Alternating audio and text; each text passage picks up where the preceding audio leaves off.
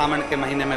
आपसे भी निवेदन है मेरा, हम इस व्यासपीठ से आपसे कहेंगे कि आप शिव जी के मंदिर में जब भी जाओ तो कुछ देव चाहे मत दो, पर निमंत्रण जरूर दो। किसको?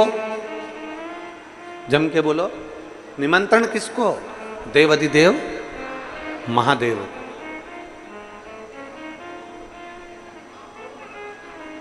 आप डोनेशन दें ना दें, आप धन दें ना दें, आप संपदा दें ना दें, आप बहुत सारा भोग दें ना दें, बहुत सारा प्रसाद दें ना दें, आप पंचामृत बाबा को दे ना दें, आप बाबा को बेलपत्र दे ना दें, पर बाबा को निमंत्रण जरूर दें। निमंत्रण प्रतिदिन जब मंदिर से आओ तो नंदी के कानों में कहकर आओ, मेरे पास में देने के लिए कुछ भी नहीं है, छोटा सा झोपड़ा है, छोटा सा घर है, पर मेरे बाबा का मैं इंतजार करूंगी। एक प्रदोष नहीं तो दूसरा प्रदोष, एक शिवरात्रि नहीं तो दूसरी शिवरात्रि, एक सोमवारी नहीं तो दूसरी सोमवारी, एक श्रावण नहीं तो दूसरा श्रावण, मेरे बाबा मेरे घर जरूर आए। मेरे बाबा मेरे यहाँ। वो आप और हम एक लाइन गुनगुनाते हैं।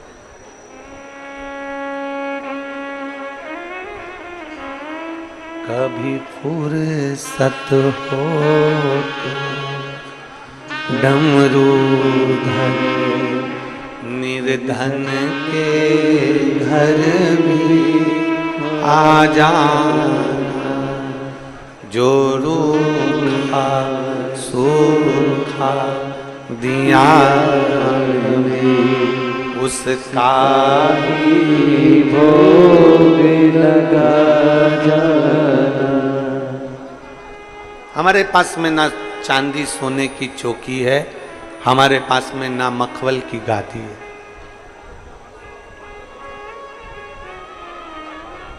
तेरे भक्त बैठे काय पर हैं?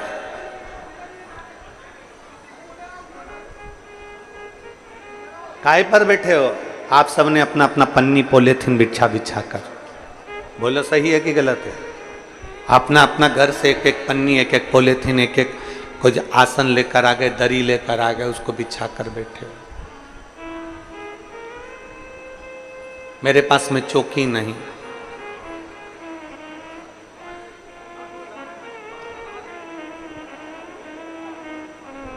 ना ही मेरे पास में कोई चौकी है, ना ही मेरे पास में कोई हीरा मोती है। क्या दूं? ना चौकी लगा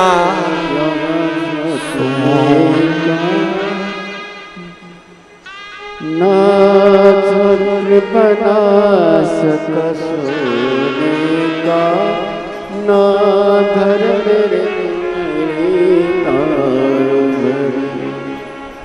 जो दिया हमें उसका भी भोग लगा।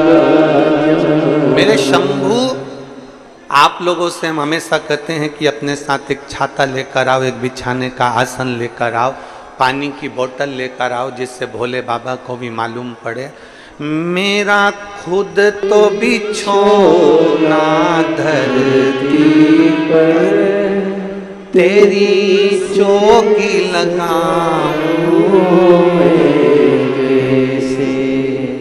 आप भी बोलो, मेरा खुद तो बिछोना धरती पर, तेरी सेज सजाऊं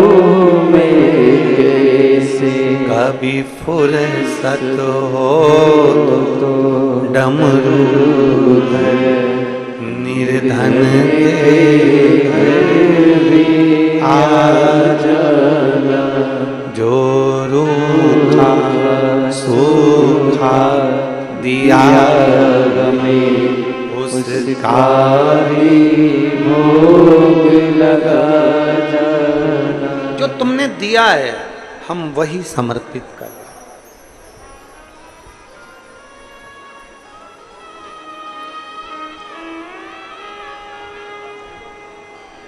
और फिर निवेदन करूंगा, शिव महापुराण के पंडाल में आप अपना आसन बिछाकर बैठ रहे हो तो तैयारी रखना, एक दिन मखमल के सिंहासन पर महादेव जरूर बिठा देगा।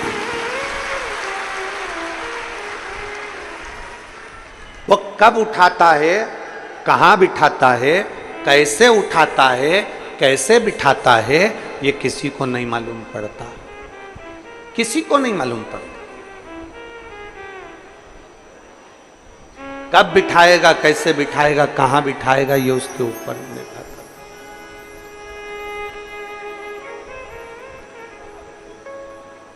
बस उसका भरोसा समुद्र की लहरों जैसे बनो और समुद्र के जल जैसे मत बनो।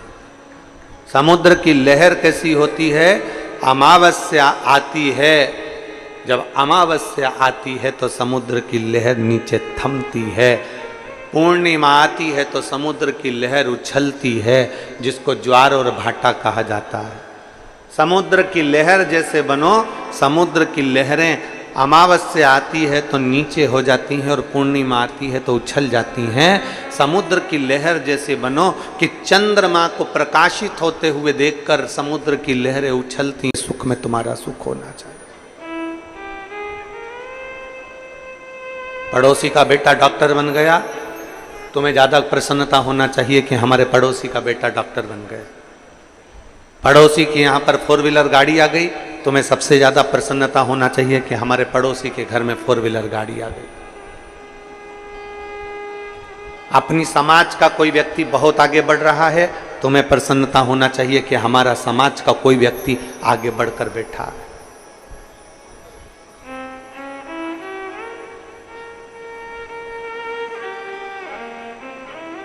अपने समाज का व्यक्ति, अपने धर्म का व्यक्ति आगे बढ़ रहा है तो उसको बढ़ाने का प्रयास करिए।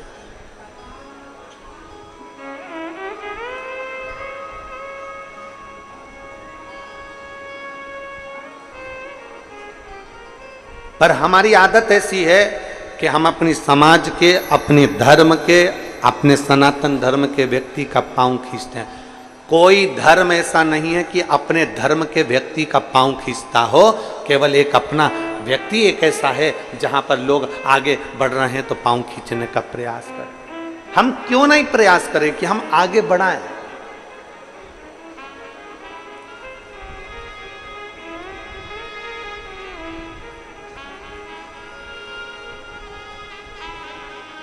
हम क्यों नहीं प्रयास करें कि कोई आगे बढ़े, भगवत भजन करे, स्मरण करे और आगे बढ़कर कार्य करे। प्रयास करो।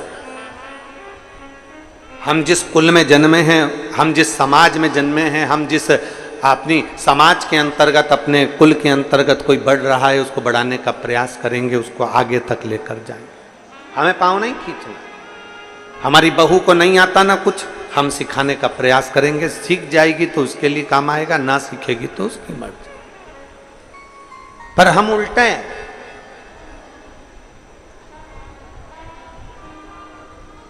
हम सिखाने की जगह नगर में डोंडी पीटते हैं। मेरी बहू को कुछ नहीं आता, मेरी बड़ी बहू में अकल नहीं है, मेरी छोटी बहू में अकल नहीं है, मेरी बहू ऐसी है, मेरी बहू वैसी है।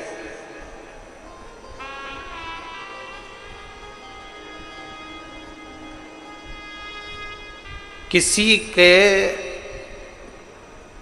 कर्म को कान में जाकर बताया जाए, वो परिवार के लोग होते हैं। किसी के कर्म को डोंडी पीटकर मोहल्ले में बताया जाए, वो कभी परिवार का व्यक्ति नहीं हो सकता। बहू ने अगर बेकार कर्म कर दिया, कुछ काम बिगाड़ दिया, तो तुम पड़ोसन को बता रहे हो तो पड़ोसन क्या कर लेगी?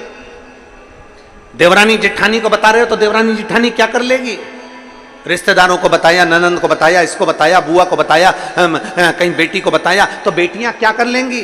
बहू अगर गलत कार्य करी है तो बहू के कानों में जाकर बोलो, बेटा तूने ये गलत कर दिया, बेटा तू अपने आप को सुधरने का प्रयास करना। पर हमारी आदत ऐसी है, बहू अगर गलत करती है तो हम अपने रिश्तेदारों को, पड़ोसियों को, नातों को, रिश्तों को, कुटुंब को, सबको डोंडी पीट पीट के बताते हैं, फोन लगा लगा के बताते हैं, रिश्तेदारों को कह कह कर बताते हैं कि ऐसा हो गया।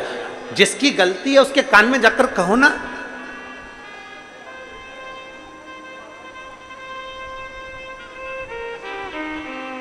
लाइट चली गई तुम्हारे घर की, लाइट चली गई तुम्हारे गांव की, किसको कहोगे?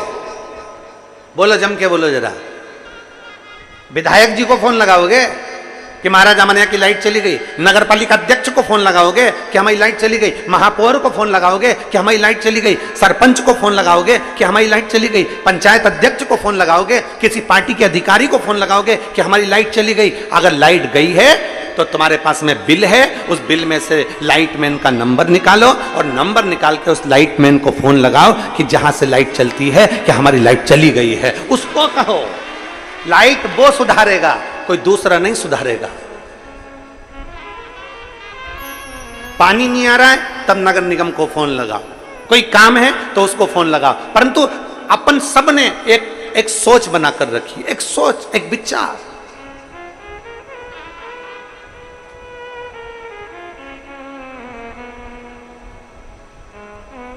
विदेश में अगर लाइट जाती है तो लाइटमैन को फोन लगाया जाता है। विदेश में लाइट जाती है तो लाइटमैन को जाकर फोन लगाया जाता है, विद्युत विभाग को फोन लगाया जाता है। एक हम हैं, अपने यहाँ की लाइट जाती है तो हम पड़ोसी के घर में जाकर देखते तेरी है कि नहीं है।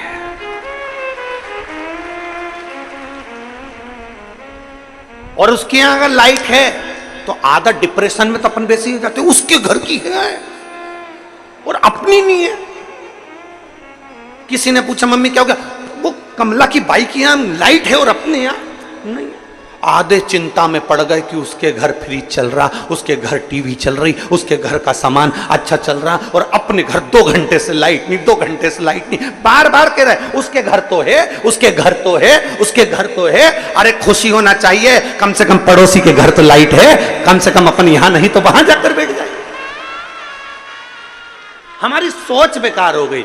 वो सुखी क्यों है? उसके घर में प्रकाश क्यों है? उसके घर में उजाला क्यों है?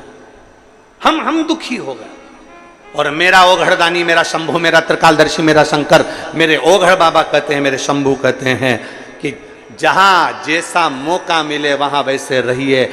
भगवान नारायण को लक्ष्मी देकर, भगवान विष्णु को बैकुंठ देकर, ब्रह्मा को ब्रह्मलोक देकर, इंद्र को इंद्रलोक देकर, रावण को सोने की लंका देकर, भस्मासुर को कंकण देकर, दुनिया के लोगों को सब कुछ देकर कैलाश पर भी मेरा महादेव लेता है तो अलमस्त होकर रहता है। कभी दुख नहीं करता कि मैंने इतना दे दिया,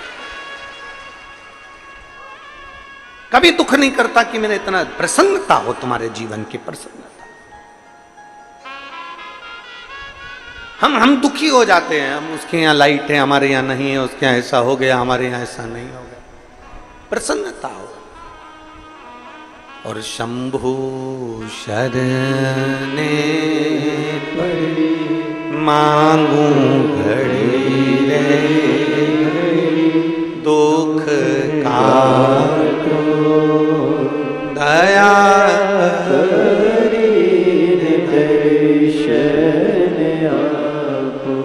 शंभु शरणे पड़ी मांगू घड़ी रे, दुख काटो दया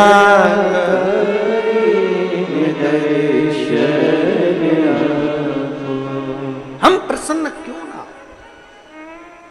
समुद्र की लहरें उछलती है, अमावस पर धीमी हो जाती है, पूर्णिमा पर उछल कर आगे बढ़ जाती है। समुद्र की लहर जैसे बन जाओ, दूसरे के सुख में हम सुखी हैं और दूसरे के दुख में हम दुखी हैं। समुद्र के जल जैसे मत बनना। समुद्र का जल खारा होता है, अपने हृदय को इतना खारा मत बना लो, अपने आप को इतना खारा मत बना लो कि कोई पी ना सके। अपने आप को इतना क्रोधी, अपने आप को इतना चिड़चिड़ा, अपने आप को इतना अहंकारी, अपने आप को इतना अहमवान मत बना लो कि कोई आपके पास में आ ना सके, आ ना सके। माता यशोदा जी ने कन्हैया के ऊपर छड़ी उठाई, क्रोध किया। माता यशोदा जी जब कन्हैया पर क्रोध करी ना, कन्हैया भागे, मेरा ठाकुर आगे आगे भागे, यशोदा जी पीछे पीछे भागे। यशोदा जी के हाथ कन्हैया नहीं है। कुछ रात्रि मेरा लाडला, मेरा ठाकुर, मेरा कृष्ण नंद बाबा की गोद में जाकर सो जाते थे। मैया के पास नहीं है। नंद बाबा ने पूछा, कनुआ ए कन्हैया यशोदा जी के पास क्यों नहीं जाता, मैया के पास क्यों नहीं जाता? मैया क्रोध करती है, मैया क्रोध करती है। परम भगवदीय वैष्णव का लक्षण यही है, एक श्रेष्ठ भक्त का लक्षण यही है, एक श्रेष्ठ शिव भक्त का लक्षण यही है कि वो कभी क्रोध ना करे। क्रोध करेगा तो भगवान उससे दूर हट जाएगा, क्रोध करेगा परमात्मा थोड़ा दूर चले जाएगा। प्रसन्न रहो, प्रसन्न।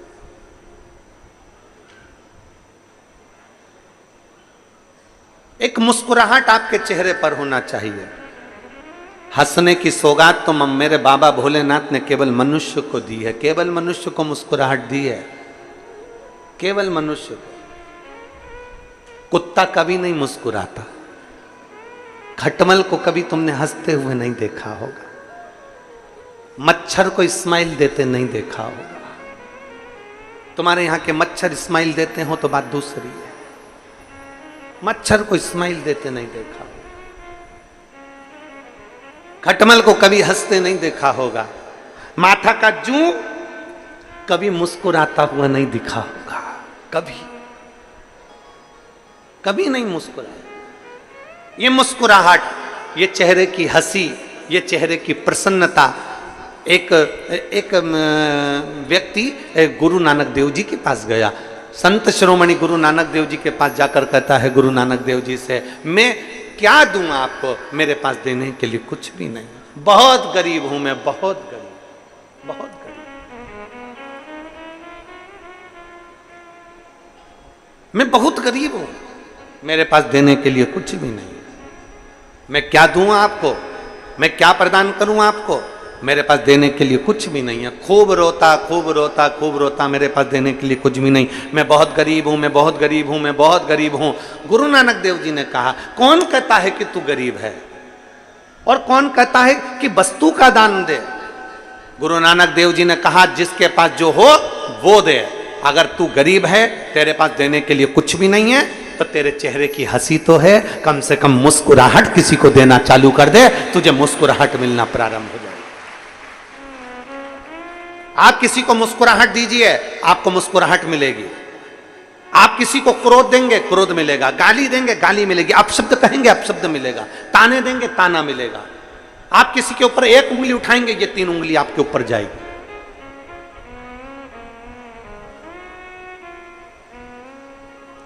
कई घर की माताएं ऐसी होती हैं जिनके चेहरे पर बिल्कुल हंसी नहीं होती है, कई पुरुष ऐसे होते हैं, कई जीजी ऐसी होती हैं, कई जीजा ऐसे होते हैं जिनके चेहरे पर स्माइल नहीं होती। जब भी वो रहेगी तो इतने गुस्से में रहेगी, उसके चेहरे पर मुस्कुराहट आती नहीं, उसके चेहरे पर प्रसन्नता आती नहीं।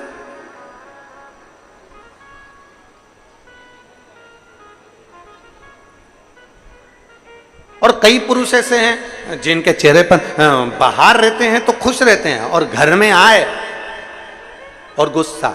एक पत्नी ने गुरुजी से पूछा, गुरुजी मैं मेरे पति से बड़ी दुखी हूँ। पति से काय को दुखी है, क्या हो गया? तो कहने लगे, मेरा पति बाहर रहता है ना तो सब तारीफ करते, तुम्हारा पति बहुत अच्छा है, बहुत अच्छा नेचर है, बहुत गुड नेचर, तेरे पति का गुड नेचर बहुत बढ़िया। और घर में आते ना तो इतना गुस्सा करते, इतना गुस्सा करते, पूछो मत। गुरुजी ने कहा एक काम कर, तेरे पति को लेके आ। अब वो अपने पति को लेकर आ गई। गुरुजी को पति ने प्रणाम करा और इतने में गुरुजी ने कहा, एक बात बता कि सारे मोहल्ले के लोग तेरी तारीफ करते हैं, सारी दुकान के लोग तेरी तारीफ करते हैं, सारे नौकर तेरी तारीफ करते हैं और तू घर में आकर इतना गुस्सा क्यों करता है? तो इतने में पति बोला, पहले इसको बाहर निकालो फिर बताऊंगा, पहले मेरी पत्नी को बाहर निकालो फिर बताऊंगा मैं गुस्सा क्यों करता हूं। गुरुजी ने उसकी पत्नी से कहा, चल तू बाहर निकल। पत्नी बाहर निकली। फिर गुरुजी ने पूछा, ये बता, सारे लोग तेरी तारीफ करते हैं, तू घर में आके इतना गुस्सा क्यों करता है? इतने में तुरंत उसका पति बोला, महाराज जी पहले मैं घर में गुस्सा नहीं करता था, क्रोध नहीं करता था, जब भी दुकान से आता था बैग रखता था और इतनी देर में ये कुछ ना कुछ फरमाइश कर देती थी, देखो दूध की थैली लिया, देखो ये लिया, देखो वो लिया, देखो ये कर लो, देखो बच्चों की फीस जमा कर दो, देखो बच्चों के लिए ये कर दो, देखो ये कर लो, बस ये फरमाइश रखती थी। एक दिन मुझे गुस्सा आ गया, और जो गुस्सा आया इसने बोलना बंद कर दिया। उस दिन से मैंने समझ लिया कि घर पर जब भी आऊंगा गुस्सा करूंगा तो ये कुछ बोलेगी नहीं।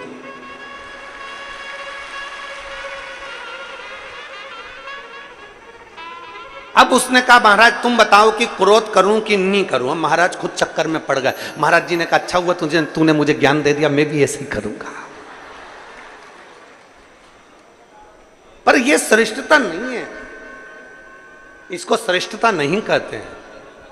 श्रेष्ठता वो है कि आपके चेहरे की स्माइल, आपके चेहरे की प्रसन्नता आधे से ज्यादा, हमने पहले भी कथा में कहा, तुम्हारे जीवन में कितना भी दुख हो, शंकर जी के मंदिर में मुस्कुरा कर जाना, प्रसन्न होकर जाना। तो भगवान शंकर और पार्वती आपस में बात करेंगे कि कैसा है, कितना दुख है इसकी किस्मत में, कितनी तकलीफ है इसको, और उसके बाद भी मेरे मंदिर में एक लोटा जल चढ़ाने आता है तो खुश होकर आता है। जब भी मैं मंदिर में आती है बड़ी प्रसन्न होकर आती है, चिल्ला चिल्ला के गाती है श्री शिवाय नमस्तुभ्यम, श्री शिवाय नमस्तुभ्यम, हर हर महादेव। कहीं भजन गाती है, भोला सब दुख काटो म्हारा। इतना तकलीफ होने के बाद भी ये मेरे मंदिर में मुस्कुरा कर आती है। इतने में शंकर भगवान पार्वती से कहेंगे इतना दुख होने पर भी लोग मंदिर में रो कर आते हैं, पर ये मुस्कुरा कर आती है। आज से मैं वर देता हूं जितनी तेरे चेहरे पर स्माइल ऐसी बनी रहे और तू खुश हो रहे, दुख कट जाए। प्रसन्नता दुख को काट देती है, प्रसन्नता दुख को समाप्त कर देती है। पर हमारी आदत है, हम जब भी भजन में, कीर्तन में, मंत्र में, सुंदरकांड में, रामायण में, गीता में, हम कोई सत्यनारायण जी की कथा में, हम भगवान की कथा में जब भी जाते हैं तो ऐसे जाते हैं जैसे गुमशुदा तलाश केंद्र, एकदम बोलते प्रसन्नता रहती है। तुम बड़ा बड़ा आयोजन, कभी बड़े बड़े आयोजन में गए हो आप लोग? अरे बोलो तो समझे, गए हो बड़े आयोजन में? सारे राजनेता सोफा लगा लगा के बैठ जाए ऐसे ऊपर मंच के ऊपर, बहुत बड़े बड़े लोग बैठ जाएं, बड़े बड़े मंत्री संतरी कलंतरी मिनिस्टर आदि बहुत और बहुत अधिकारी लोग सब सोफे पे बाहर स्टेज के ऊपर बैठ जाएं। अब तुम देखना कोई भी बात होगी ना, एक भी उस सोफे पे तुम्हें मुस्कुराता नहीं दिखेगा, सब ऐसे दिखेंगे जैसे मुसद्दी लाल, सब चुप मौन। आयोजन में आए हो, इतनी पब्लिक के सम्मुख में पहुंचे हो, तुम किसी भी पद पर हो, कुछ नहीं दे सकते, अपने चेहरे की स्माइल दीजिए। लोगों को अगर स्माइल भी दे दी तो वो प्रसन्नता तुम्हें मिलती है, वो प्रसन्नता दीजिए, वो चेहरे की खुशी दीजिए। मैं छत्तीसगढ़ शासन के माननीय मुख्यमंत्री श्री विष्णुदेव साय जी को मैं धन्यवाद दूंगा। जब भी उनको हमने मंच पर देखा, जब भी व्यासपीठ के नज़दीक में देखा, या जब भी किसी से बात करते देखा, हम जब राजिम में गए थे, यहाँ राजिम के भैया लोग भी बैठे हुए हैं जिन्होंने इस कथा में बहुत सहयोग प्रदान किया है, उनको बहुत साधु था।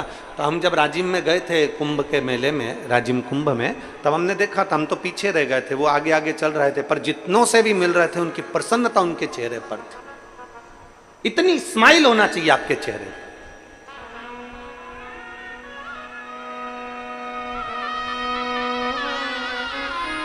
इतनी प्रसन्नता आपके चेहरे पर होना चाहिए। आपकी स्माइल देखकर लोग, किसी को कुछ नहीं दे सकते, प्रसन्नता दीजिए। शिव महापुराण की कथा कहती है चावल दिया तो चावल मिलेगा। बोलो बोलो जी जी हाँ, सही बात है। अपन पहले आदान प्रदान करते थे, जब पड़ोसन के यहाँ चाय की पत्ती खत्म हो जाती थी तो वो अपने घर मांगने आ जाती थी। बोलो सही है। अपनी पुराने जमाने को मत भूलो। चाय की पत्ती खत्म हो गई, जा बगल वाली से लिया, वहां जाके लिया। अब उसको जरूरत पड़ी तो वो अपने आ गई। चाय की पत्ती दी तो चाय की पत्ती मिली, शक्कर दी तो शक्कर मिली, चावल दिया तो चावल मिला, कपड़ा दिया तो कपड़ा मिला। कभी कभी अपनों को कहीं जाना होता था तो उसके अपन साड़ी भी मंगलाते थे, जरा पीली वाली साड़ी दे दे, मेरे को कथा में जाना है, आज नंद उत्सव होगा तो मैं पहनूंगी उसकी पीली साड़ी। अब तुम्हें जरूरत पड़ी तो उसने पीली साड़ी दे दी। तुमने जो दिया उसने तुमको दिया। उसी तरह शिवपुराण कहती है तुम कितने भी गरीब हो, तुम्हारे पास में कुछ भी नहीं है, तुम्हारे पास देने के लिए एक अन्न का दाना भी नहीं है, तो चेहरे की प्रसन्नता देना। प्रसन्नता दोगे तो तुम्हें भी एक दिन प्रसन्नता मिल जाएगी। तुम कितने भी गरीब हो, कितने भी दुखी हो, कितने भी तकलीफ में हो, अगर किसी को स्माइल दे रहे हो, किसी को प्रसन्नता दे रहे हो, तो वो तुम्हें प्रसन्नता देगा। किसी के दुख में तुम खड़े हो तो तुम्हारे दुख में कोई खड़ा होगा। किसी की तकलीफ में तुम खड़े हो तो वो तुम्हारी तकलीफ में खड़ा होगा। तुम बन सके तो किसी के लिए अच्छा करने का प्रयास करो। जब तुम अच्छा दोगे, अच्छा मिलेगा।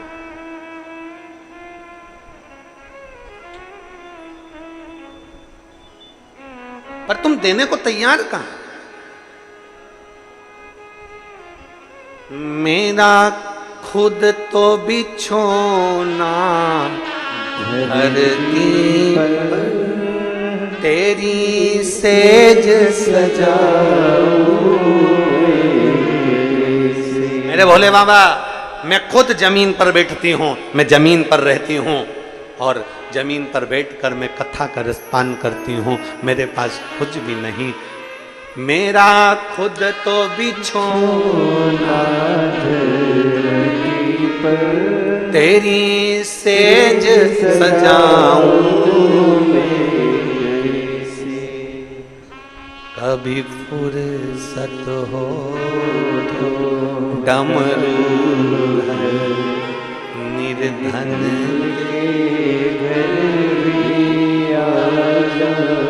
तुम भगवान को मंदिर में कुछ देव ना देव पर जरूर देना इनविटेशन, मतलब निमंत्रण।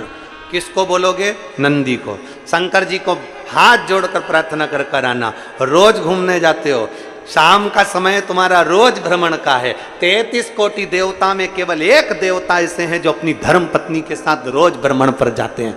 भगवान नारायण लक्ष्मी जी के साथ रोज घूमने नहीं जाते। भगवान ब्रह्मा ब्रह्माणी के साथ रोज घूमने नहीं जाते। भगवान इंद्र इंद्राणी के साथ रोज घूमने नहीं जाते। 33 कोटि देवता अपनी पत्नी के साथ रोज घूमने नहीं जाते। केवल देव अधिदेव महादेव ऐसे हैं जिनने नंदी को बाहर रखा है। मंदिर से रोज शाम को बाहर निकलते हैं, नंदी पर बैठते हैं और भ्रमण पर चले जाते हैं।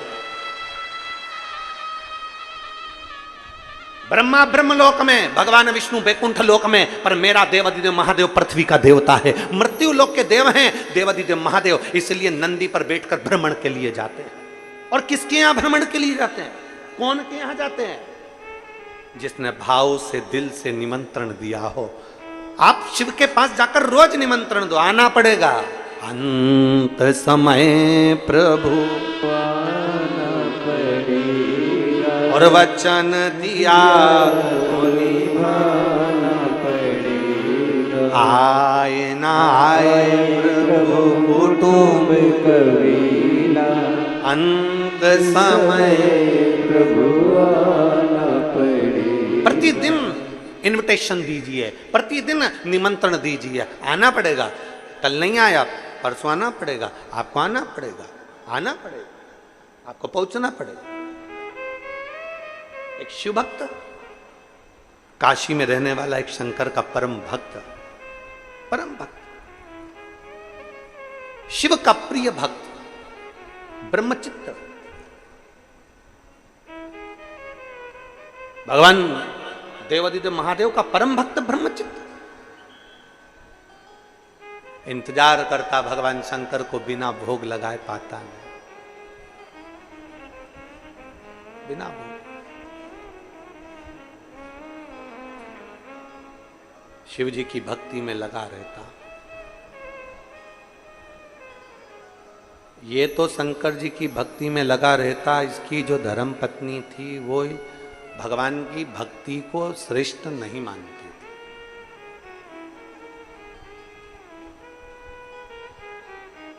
ऐसा समय आया, ब्रह्मचित्त भगवान शंकर की भक्ति में लगा, शिव जी की आराधना करता, शंकर का गुणगान करता, शिव को बेलपत्र दुर्वा सब समर्पित करता, श्रृंगार करता। कोई कहीं शंकर की कथा मिल जाती, वहां जाके बैठ जाता, वहां सेवा करता रहता।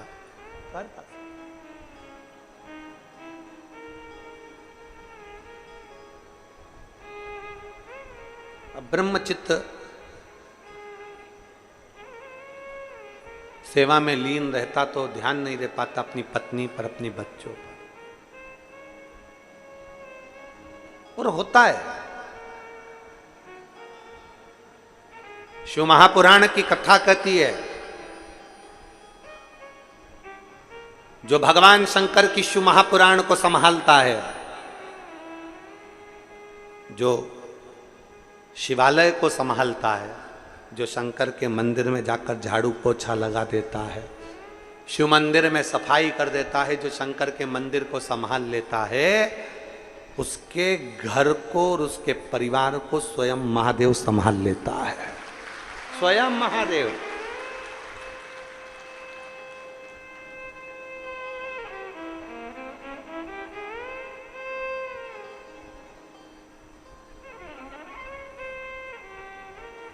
आप शंकर को संभालो, आप शंकर का मंदिर संभालो, आप शिव महापुराण की कथा संभालो, आप भगवान की भक्ति संभालो, महादेव तुम्हें संभाले, तुम संभालो उसको।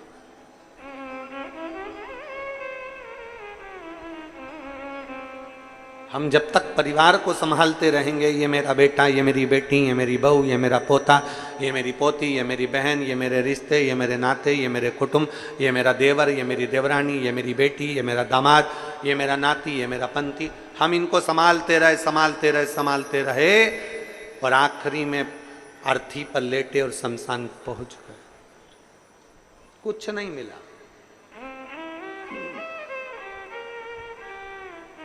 जो शिव को संभाल, एक ब्रह्मचित्त नाम का एक शिव भक्त भगवान शंकर को संभालता, भगवान शिव की भक्ति करता। उसकी पत्नी गुस्से में आ गई, पत्नी को क्रोध आ गया, कैसा पति मिला है, दिन भर शंकर शंकर शंकर शंकर शंकर लगा। कई लोग आप पर भी चिढ़ते होंगे, रोज मंदिर चली जाती है, रोज कथा होती है 1 बजे और टीवी खोल के बैठ जाती। अभी ये कथा पूरी हो जाएगी आज 16 तारीख को और 23 तारीख से 29 तारीख तक फिर नांदेड़ की कथा चालू हो जाएगी। नांदेड़ में जो कथा है, महाराष्ट्र के नांदेड़ में, उस कथा का नाम हमने कुलेश्वर महादेव शिव महापुराण की कथा रखा है।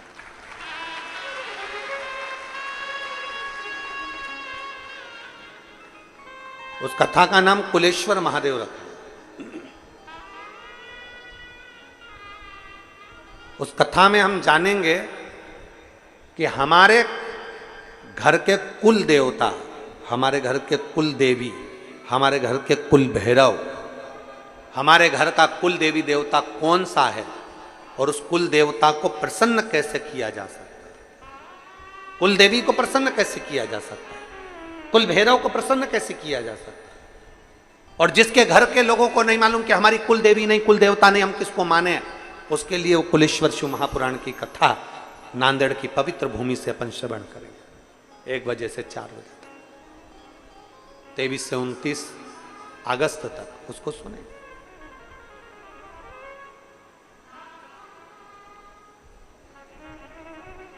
और एक जो कथा है वहाँ गुड़गांव में 3 सितंबर से 9 सितंबर तक गुड़गांव हरियाणा में जो कथा है, उस कथा का नाम फुलेरा शिव महापुराण की कथा रखी गई है। उस कथा में अपन जानेंगे कि फुलेरा में कौन से पुष्पों का प्रयोग किया जाए जब किसी स्त्री का रजो धर्म या गर्भाशय में जो गठान हो जाती है या गर्भाशय में किसी ना किसी तरह का कोई प्रॉब्लम हो जाता है या रजो धर्म से जुड़े हुई जो दिक्कतें होती हैं, तो फुलेरे का कौन से पुष्प का फुलेरा या कौन से स्थान पर शिव जी को कौन सा फूल हरताली का दिन समर्पित करना चाहिए, उसका स्मरण अपन उस कथा में सुने। फुलेरा शिव महापुराण की कथा, उसको श्रवण करेंगे गुड़गांव की पवित्र भूमि से 3 सितंबर से 9 सितंबर तक, उसको वहां से श्रवण करें। तो शिव कथा कर रही है, भगवान शंकर का चरित्र करा, ब्रह्मचित्त कि धर्म पत्नी और बच्चे दोनों रुष्ट होकर चले गए। ब्रह्मचित्त की पत्नी भी चली गई, बच्चे भी चले गए, ब्रह्मचित्त की बहुएं भी चली गई, सब चले गए और रुष्ट होकर चले गए। अब ब्रह्मचित्त अकेला घर में, अकेला।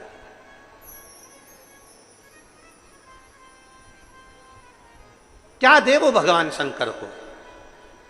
रोज मंदिर चले जाए, सेवा करे, अर्चना करे, पूजन करे, पाठ करे और घर में आए, भोजन बनाए, भगवान को भूख लगे।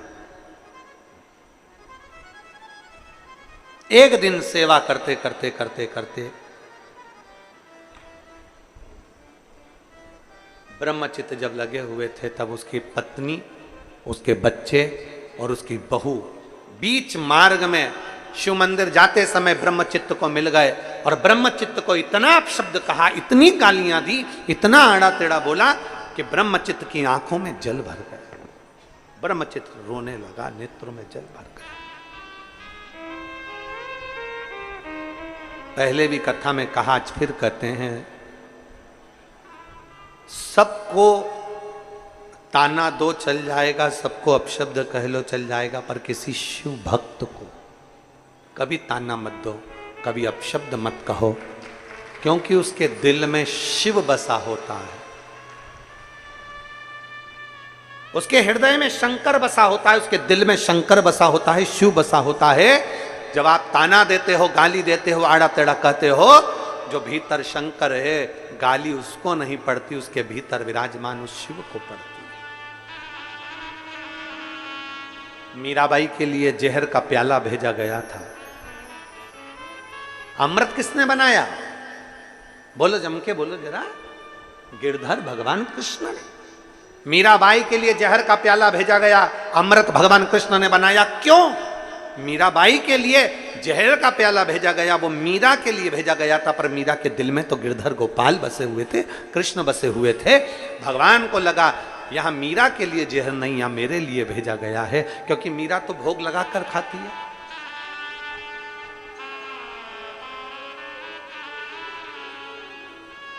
मीरा तो समर्पित कर पाती। सांप का पिटारा भेजा गया तो भगवान को लगा मीरा तो भगवान को माला पिनाकर फिर पहनती है, जो भेजा गया है वो मेरे लिए भेजा गया है।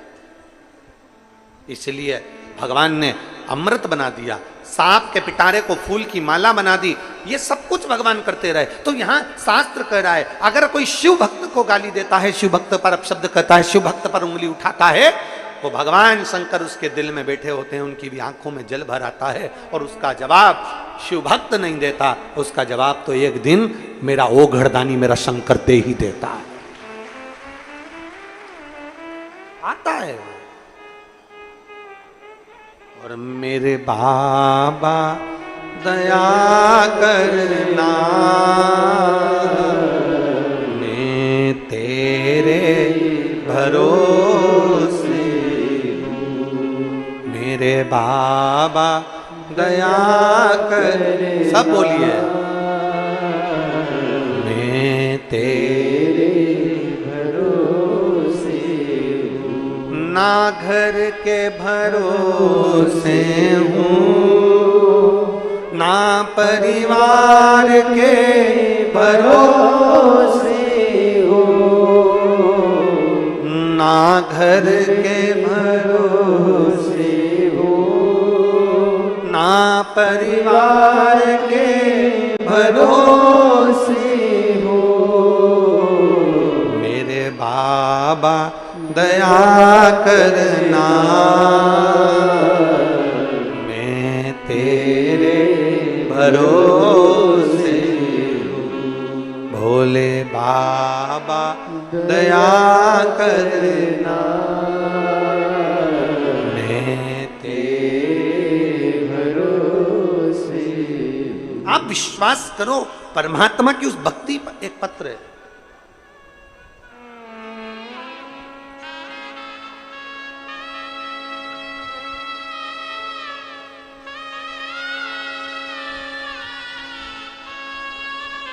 गजानन कुमार कौशिक, ग्राम बिदबिदा, पोस्ट आरा सरगांव, जिला मुंगेली, छत्तीसगढ़ का रहने वाला हूँ। आप ही हैं? ऐसे हाथ हिला दो।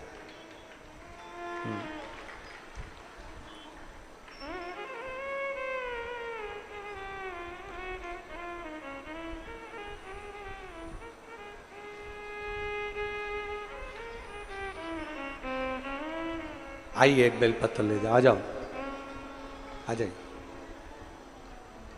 गुरुदेव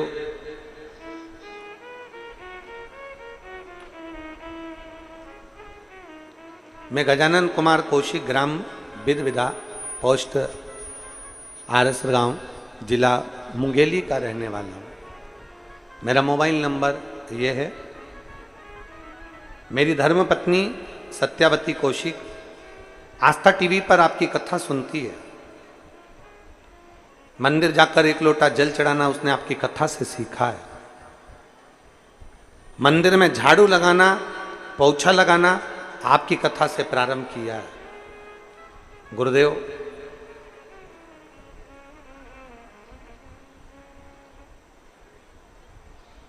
सरकारी नौकरी के लिए 10 साल से कोशिश कर रहा था, पर सरकारी नौकरी लगना बहुत कठिन काम। हमारे देश के विभिन्न शिक्षण संस्थाओं में ऐसी कोई संस्था नहीं जिस संस्था में मैंने परीक्षा नहीं दी। प्रत्येक शिक्षण संस्था में मैंने परीक्षा दी, पर मेरी सरकारी नौकरी 10 साल से नहीं लगी। तब मेरी पत्नी ने मुझसे कहा कि वो सीहोर वाले महाराज कहते हैं कि बन सके अपने नजदीक में अगर कभी शिव पुराण की कथा हो तो एक बार पंडाल में जाकर जरूर सुनो। पंडाल में बैठकर एक बार दिल लगाकर कथा सुनो। मैं पानी की बोतल रख लेती हूँ, बिछाने का आसन रख लेती हूँ, छाता रख लेते हैं और चलते हैं कथा में। थोड़ा सा सामान बच्चों का खाने का रख लिया, आसन, छाता, पानी की बोतल लेकर 5 अगस्त को आप 2023 में तिल्दा नेवरा में कथा कर रहे थे। हम वहाँ पंडाल में कथा सुनने के लिए बैठ गए थे। एक दिन के लिए, मन लग गया, 2-3 दिन वहीं रुके, कथा का लाभ लिया। 10 साल से मैं तैयारी कर रहा था, पर मेरा कहीं पर भी सरकारी नौकरी नहीं लगी। तब मेरे बाबा ने ऐसी कृपा करी, कथा सुनकर आया, उसका 3 महीना भी पूरा नहीं हुआ और बाबा की कृपा से मेरा सबसे बड़े शिक्षण संस्थान में, आधुनिक पुस्तकालय में, भारतीय प्रौद्योगिक संस्थान में, IIT हैदराबाद में मेरा सिलेक्शन हो गया। मैं बाबा को धन्यवाद देने के लिए आया। मेरे शिव की कृपा क्या होती है गुरुदेव, सत्य मायने में तो मैं भी ऐसा ही समझता था कि ऐसे बहुत सारे कथाकार हैं, कथा करते हैं, टीवी पर कुछ भी दिखाते रहते हैं। तो मुझे लगा था कि ऐसे ही दिखाते होंगे, किसी को खड़ा कर देते होंगे। पर आज पत्र लिखकर मैं गौरवान्वित महसूस कर रहा हूं कि मेरा IIT हैदराबाद में सिलेक्शन हुआ। मैं बाबा को धन्यवाद देने के लिए। एक शिव तत्व,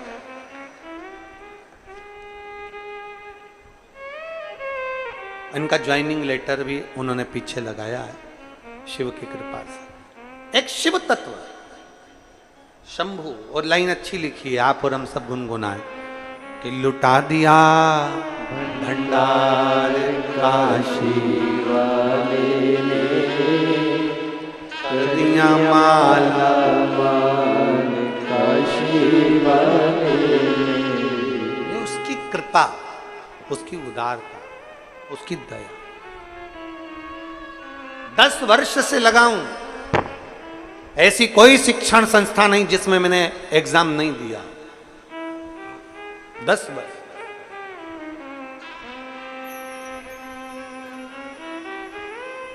मेहनत, जितने भी शिव भक्त कथा को सुन रहे हैं, जितने बेटा बेटी कथा को सुन रहे हैं, हमारे सीहोर शहर के भी आसपास के जितने बेरागढ़, भोपाल, अमलाय, कोठरी, आष्टा, देवास, भैरुंदा, काला पीपल, सुजालपुर, शाजापुर, जितने आसपास के क्षेत्र के भी सुन रहे हैं, उनसे भी कहूँगा 17 तारीख, मतलब आज 16 है, कल 17 है। 17 तारीख को कावड़ भराएगी बाबा की सुबह 9 बजे। शनि प्रदोष है, साथ में आप और हम सब चलें। आप दिल से बाबा से एक बार साथ में मिलकर जल चढ़ाओ और बाबा से प्रार्थना करो, देखें अगली कावड़ तक मेरा बाबा तुम्हें देता है कि नहीं देता। आ जाओ बेटा।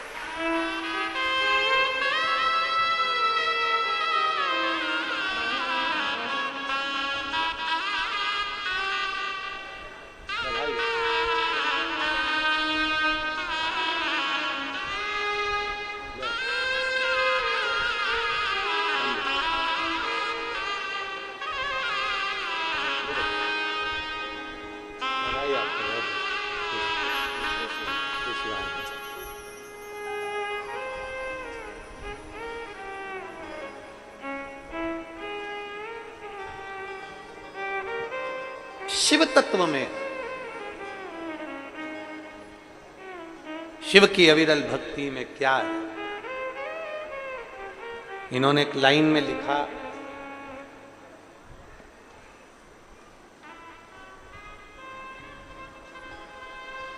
जैसे और आते हैं टीवी पर और बोलते हैं, हम समझे थे कि आपका भी ऐसा ही होगा, पर आपने कहा था पंडाल में बैठकर अगर कुछ मांगा जाता है तो शिव खाली नहीं भेजता, 3 महीने में देता जरूर है।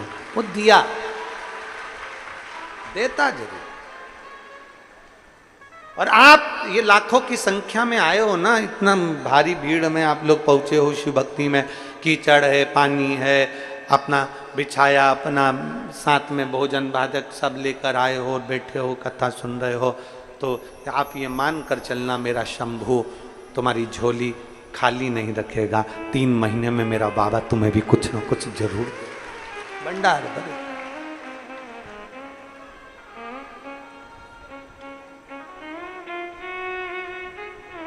वो खाली नहीं रखता।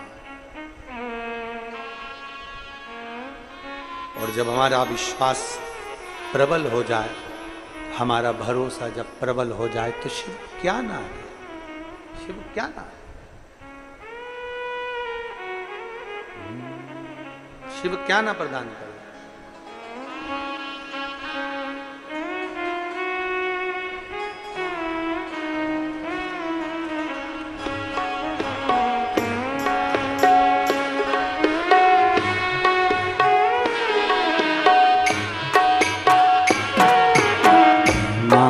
बजाओ भोलानाथ डमरू धीमा, बजाओ धीमा, भोलानाथ डमरू धीमा बजाओ, धीमा बजाओ भोलानाथ डमरू धीमा, बजाओ बजाओ भोलानाथ डमरू धीमा बजाओ, धीमा बजाओ भोला, धीमा बजाओ, धीमा बजाओ भोला, धीमा बजाओ, धीमा बजाओ भोला, धीमा बजाओ, धीमा बजाओ भोला, धीमा बजाओ। अरे धीमा बजाओ भोलानाथ डमरू धीमा बजाओ, धीमा बजाओ भोलानाथ डमरू धीमा बजाओ, अरे धीमा बजाओ भोलानाथ डमरू धीमा बजाओ, धीमा बजाओ भोलानाथ डमरू धीमा बजाओ।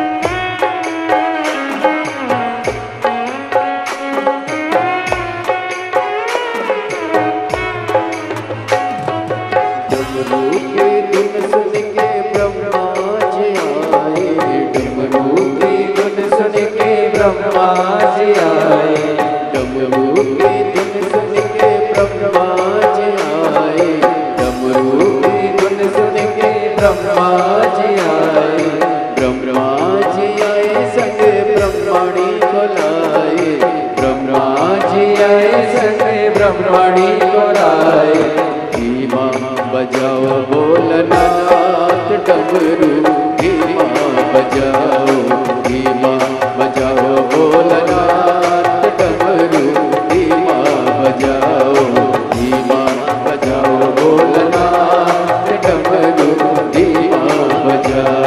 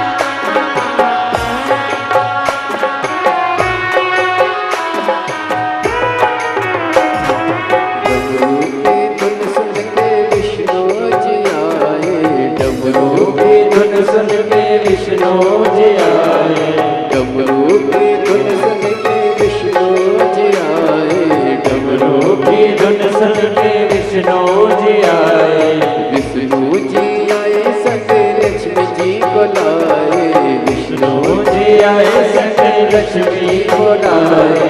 धीमा बजाओ भोलनाथ डमरू, धीमा बजाओ, धीमा बजाओ भोलनाथ डमरू, धीमा बजाओ, धीमा बजाओ भोलनाथ डमरू, धीमा बजाओ, धीमा बजाओ भोलनाथ डमरू, धीमा बजाओ।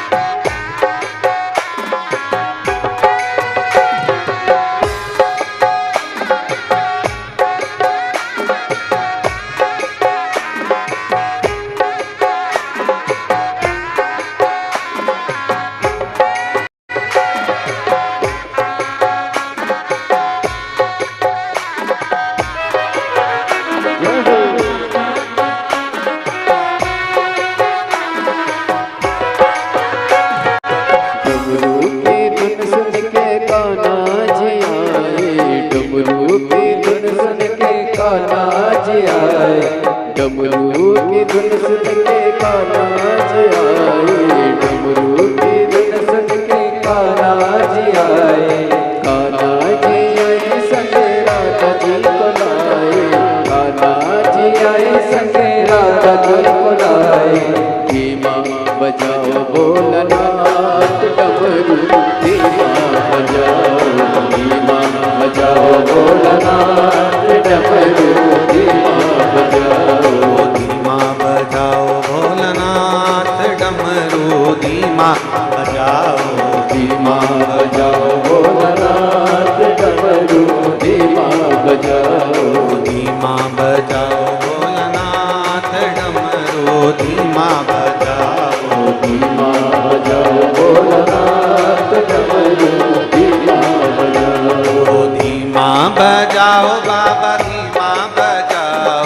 धीमा बजाओ भोला धीमा बजाओ, धीमा बजाओ भोला धीमा बजाओ, धीमा बजाओ भोला धीमा बजाओ, अरे धीमा बजाओ भोलानाथ डमरू धीमा बजाओ, धीमा बजाओ भोलानाथ डमरू धीमा बजाओ, डमरू की धुन सुन के राम जी आए, डमरू की धुन सुन के राम जी आए, ओ राम जी आए संग सीता को लाए, राम जी आए संग सीता को लाए, डमरू की धुन सुन के राम जी आए, डमरू की धुन सुन के राम जी आए, ओ राम जी आए संग सीता को लाए, राम जी आए संग सीता को लाए, अरे धीमा बजाओ भोलानाथ डमरू धीमा बजाओ, धीमा बजाओ भोलानाथ डमरू धीमा बजाओ, बाबा धीमा बजाओ भोलानाथ डमरू धीमा बजाओ, धीमा बजाओ भोलानाथ डमरू धीमा बजाओ, बाबा धीमा बजाओ भोलानाथ डमरू धीमा बजाओ, धीमा बजाओ भोलानाथ डमरू धीमा आर आर महादेव। अपने स्थान पर बैठकर भगवान देवादिदेव महादेव से आज कथा का विराम दिवस है। दिल से बाबा को प्रार्थना करिए, भाव से भगवान देवादिदेव महादेव से विनय करिए। कहते हैं मेहमान जब जाते हैं बच्चों को कुछ न कुछ देकर जाते हैं। मेरा ओघड़दानी मेरा शिव भी कथा विराम होती है और जाते हैं, तब बाबा भंडारी भी कुछ ना कुछ अवश्य देकर जाते। उसका नाम है कुबेर भंडारी। क्या नाम है? जम के बोलो जरा। कुबेर भंडारी। नाम कुबेर भंडारी है, धाम कुबेरेश्वर।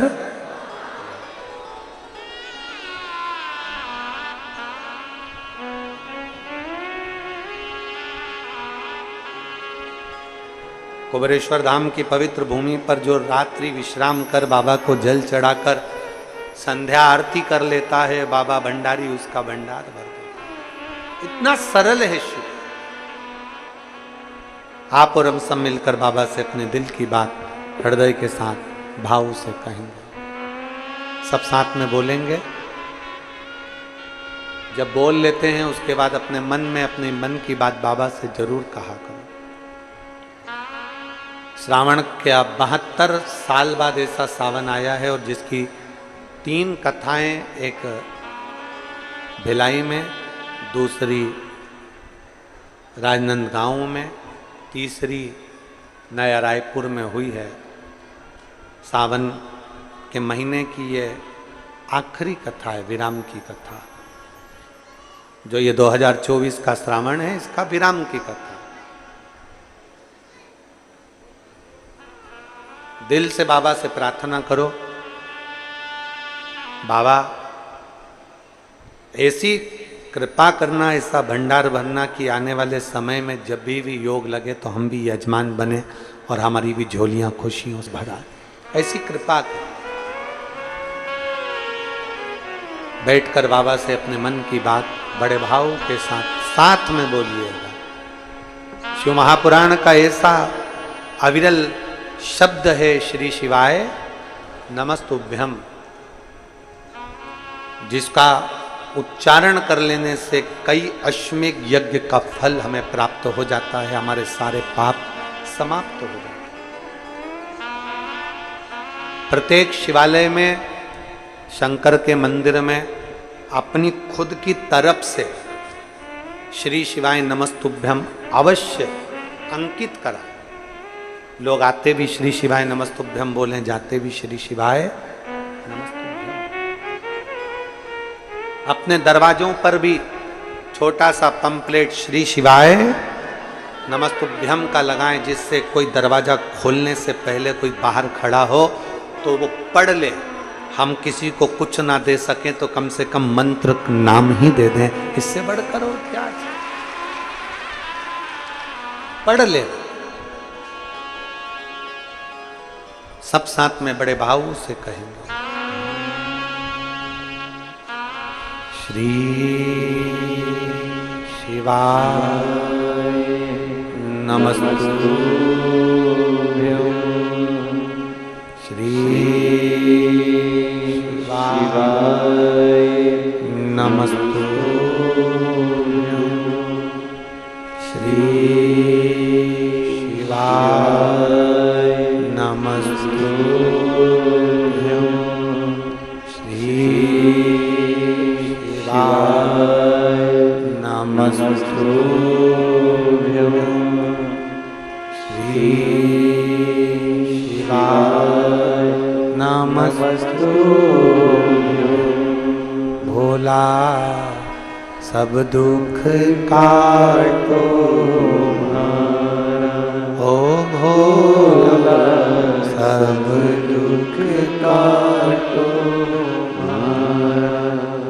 शिव शंकर जपू तेरी माँ। सबसे बड़ी जो दिक्कत विवाह शादी में जो परेशानी आ रही है, वो विवाह शादी की परेशानी सबसे बड़ी यही है।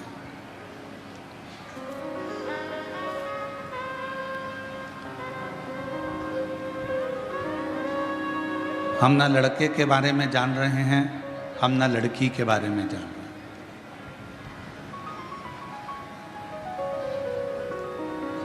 जब विवाह हो जाता है, विवाह होने के बाद फिर पता चलता है कि लड़का कैसा है या लड़की कैसी।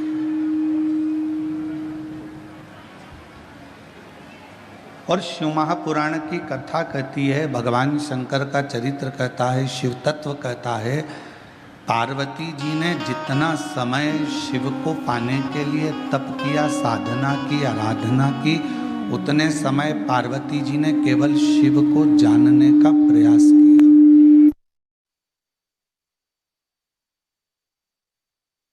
उतना समय केवल पार्वती जी ने भगवान शंकर को जानने का प्रयास किया,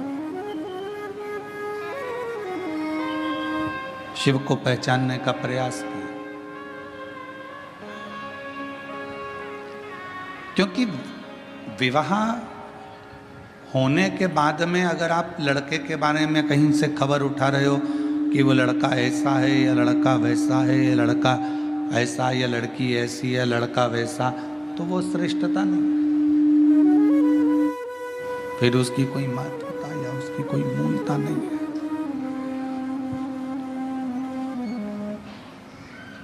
पार्वती जी ने घोर तप कर कर शिव को जानने का प्रयास किया।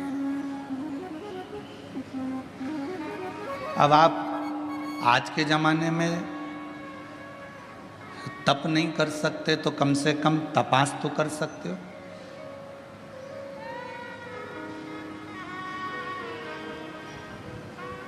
थोड़ा उसके बारे में जान तो सकते हो। विवाह, कई माता पिता कहते हैं मेरी लड़की बड़ी हो गई, 28 साल की, 27 साल की, 26 साल की, 25 साल की, 24 साल की, 23 साल की, 22 साल की हो गई, और अब हम उसके लिए लड़का देख रहे हैं, कोई लड़का नहीं मिल रहा है उसको। तो क्या लड़का नहीं मिल रहा तो क्या फिर उसका विवाह हर किसी के साथ कर दो?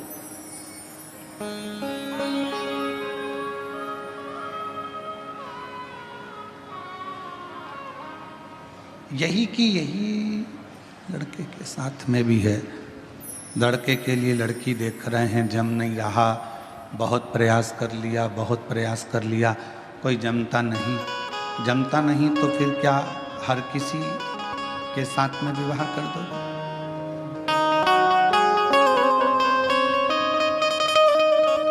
थोड़ा समझो उसको।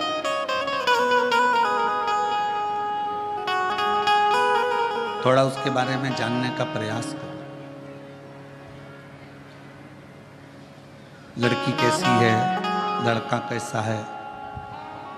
शिव जी और पार्वती जी के मंगल विवाह में ये सबसे बड़ा कार्य रहा कि शंकर जी ने पार्वती के बारे में पता करा और पार्वती जी ने शिव जी के बारे में पता करा।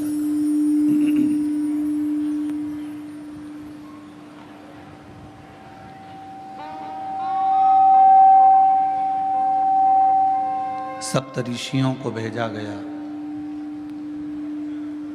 देवताओं को भेजा गया, अप्सराओं को भेजा गया, गंधर्वों को भेजा गया और सबको भेजने का कारण केवल इतना था कि मालूम कर लें कि पार्वती जी की तप साधना में बल कितना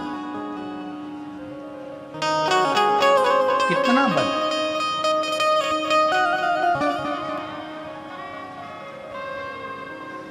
कई लोग कहते हैं गुरुजी हमने एक बार पशुपति व्रत कर लिया, हमने 2 बार पशुपति व्रत कर लिया, हमने 3 बार पशुपति व्रत कर लिया। कई बार कहते हैं कि हमने सोमवार का व्रत करा, हमने ये करा, हमने प्रदोष करा, हमने शिवरात्रि करा, हमने प्रदोष करा, हमने ये व्रत करा। इसके बाद भी भगवान हमारी सुन क्यों नहीं रहा?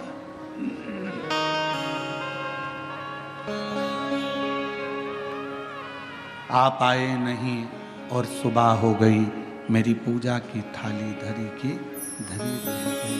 आप रात बताते नहीं कि आने में क्यों देरी हो गई, कारण क्या है?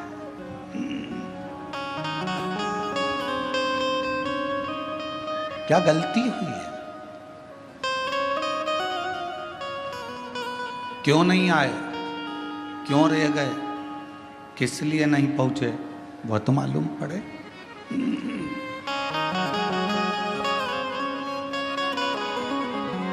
उसका तो स्मरण रहे कम से कम।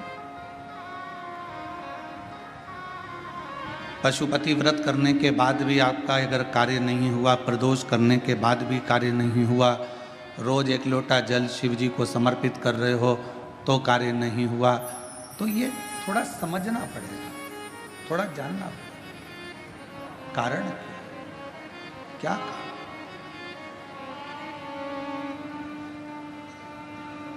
ऐसा कौन सा कारण है कि भगवान आपके करीब में नहीं आ पा रहे?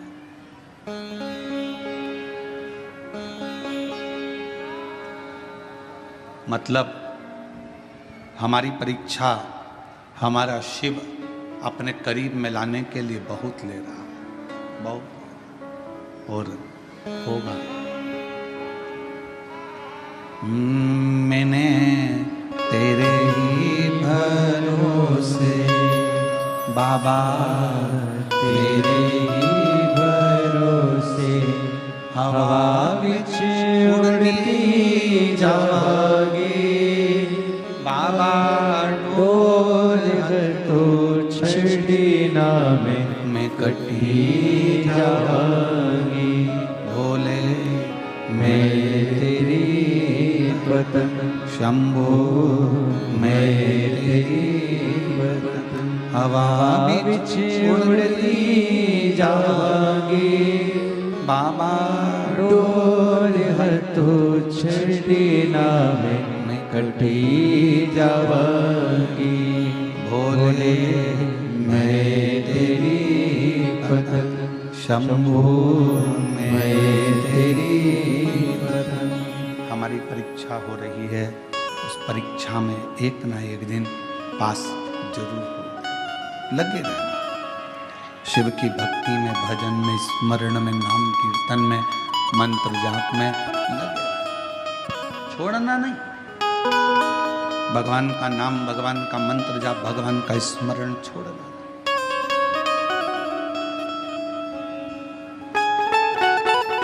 थोड़ी सी पहचान अगर ड्राइवर से है आपकी, तो ड्राइवर आपका जहां उतरने की जगह है ना, जहां पर भी आपको उतरना है, ड्राइवर वहां गाड़ी याद से रोक देता है। धीमी कर देता।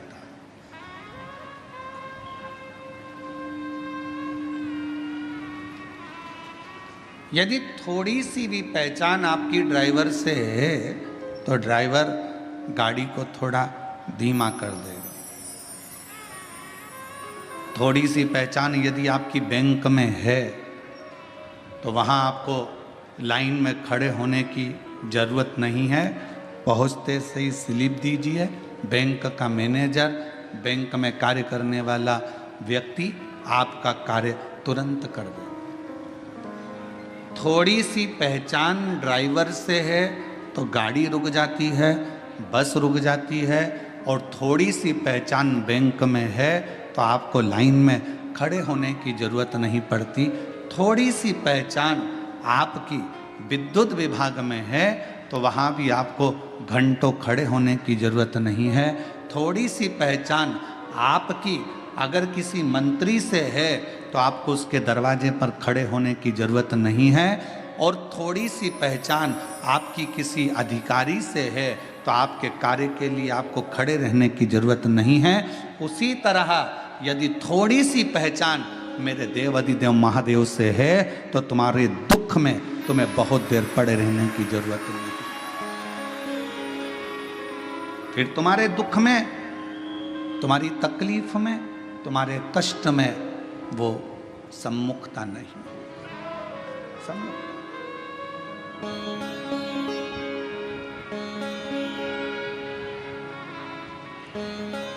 बनाओ। ड्राइवर से पहचान बनाई तो ड्राइवर ने बस को रोक दिया। कई बार हमने तो ये भी देखा है कि अगर रेल के ड्राइवर से भी पहचान अच्छी हो जाती है तो वो ट्रेन भी धीमी कर देता। 1-2 मिनट के लिए, 2-4 सेकंड के लिए ट्रेन तुम्हारे लिए ज़्यादा रोक देता है। अरे अपनी पहचान वाली चढ़ रही है, बेचारी धीमी धीमी चढ़ती है। छत्रपति संभाजी नगर में ट्रेन अगर आएगी तो मैं तुम्हारे लिए थोड़ा धीमा कर दूंगा, 1-2 सेकंड आप थोड़ा उतर लेना, चढ़ लेना, ऐसा कर।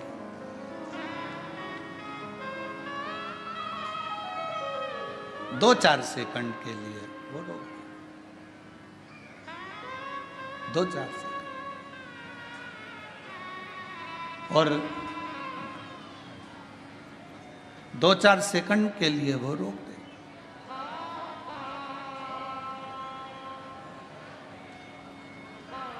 अब जरा विचार करिएगा कि थोड़ी सी पहचान ड्राइवर से हो गई तो थोड़ा ट्रेन भी रुकी, गाड़ी भी रुकी, बस भी रुकी।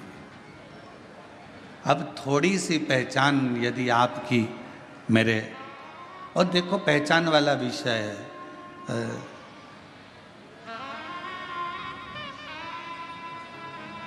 कई माताओं ने तो अपने रिश्तेदार को फोन लगाया होगा।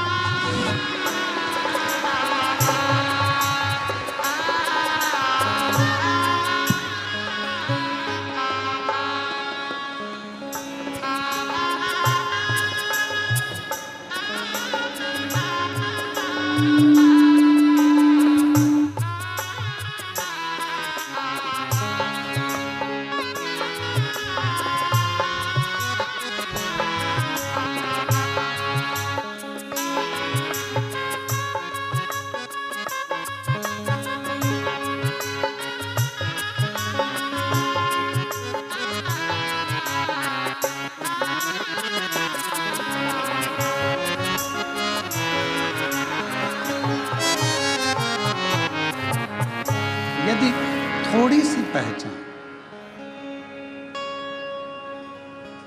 एक अंश मात्र भी अगर आपकी पहचान किसी ड्राइवर से हो गई, किसी से हो गई तो रुको।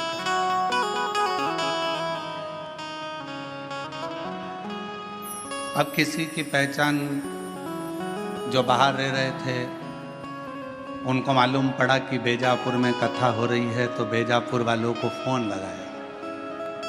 आप में से कई लोगों ने लगाया होगा रिश्तेदारों को, क्यों? वो विशाल संचेती जी से पहचान है क्या तुम्हारी? पूछा क्यों? अरे कथा करवा रहे हैं, संचेती परिवार कथा करवा रहा है, बेजापुर में कथा हो रही है।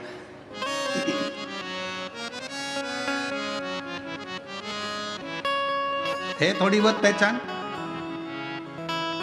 और विशाल जी से नहीं हो तो जीवनलाल जी से है क्या भैया पहचान? जरा पता करो। उनसे ना हो तो उनके यहाँ पर श्री रविंद्र कुमार जी से पहचान हो, वहां पता करो। उनके परिवार में कोई पहचान हो तो वहां मालूम करो। और इससे अपनी पहचान निकाली गई। क्यों निकाली गई? कि अगर पहचान मिल जाएगी तो थोड़ा आगे बढ़ने, आगे बैठने की व्यवस्था हो जाएगी। पहचान ढूंढी कि आगे बैठने के लिए विशाल संचेती को ढूंढो, उनके परिवार के लोगों को ढूंढो, आगे बैठने की व्यवस्था मिल जाएगी। बस ऊपर भी यही काम होना है। क्यों भैया? तू मुझे जानता नहीं है, मेरी शंकर भगवान से पहचान है, आगे बैठने की व्यवस्था मेरी है। नर्क नहीं, कोई नर्क नहीं, एक भी नहीं। मेरी पहचान मेरे शिव से है, मेरी पहचान मेरे शंकर से है,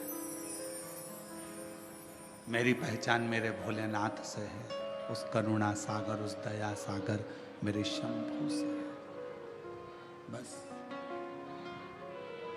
हमारे दो ही शेरा, हमारे दो ही रिश्तेदार, एक हमारे भोले बाबा, एक हमारे भोले बाबा, दूजी गोरा रानी सरकार।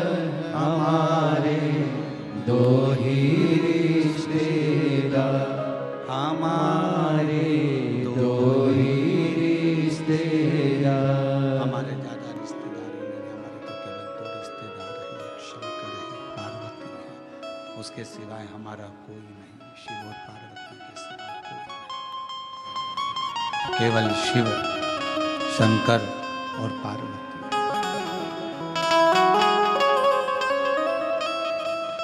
अब कहीं भटकना नहीं है।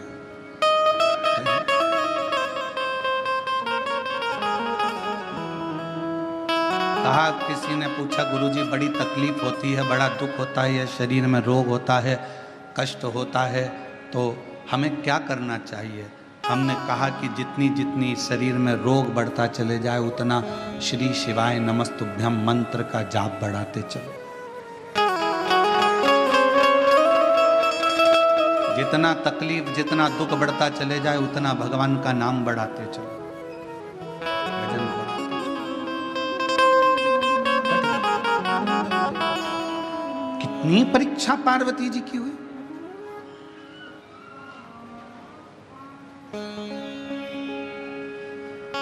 और संसार में अगर जन्म लिया है, मृत्यु लोक में आए हो, ये जगत में अगर जन्मे हो, संसार सागर में अगर आपका हमारा जन्म हुआ है, तो हर पल परीक्षा देना ही पड़ेगा। पहले आप कुछ नहीं करते हो तो दुनिया तुमको निठल्ला कहेगी।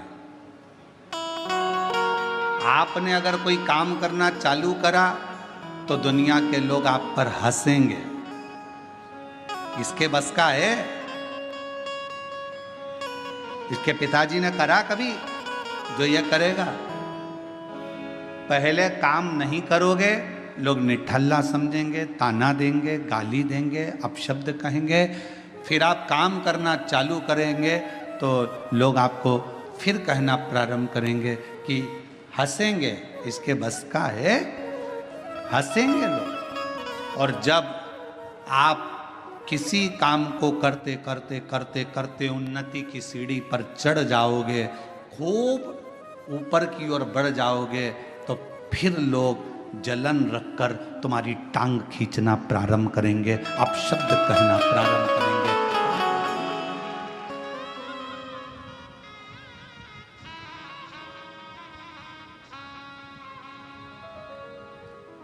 पहले कुछ नहीं करते थे ना, तो लोग तुमको ऐसे समझते थे, निठल्ला है, फालतू है, बैठा रहता है, हराम की रोटी तोड़ता है। काम करना चालू करा तो लोग कहेंगे बताओ ये करेगा, इतनी सारी दुकानें डली है, उनकी नहीं चल रही तो इसकी क्या खाक चलेगी? इतने सारे लोग कंपटीशन एग्जाम में बैठे हैं, इसकी क्या नौकरी खाक लगेगी? सरकारी नौकरी लगना कोई सरल बात है क्या?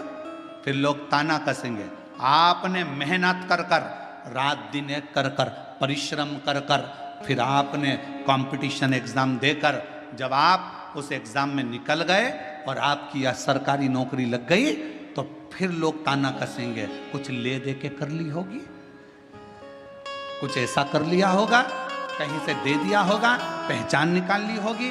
फिर लोग ताना कसना प्रारंभ कर देते हैं, तुम्हारे को पांव पकड़कर नीचे खींचना प्रारंभ कर देते। घबराना नहीं, हिम्मत मत हारना।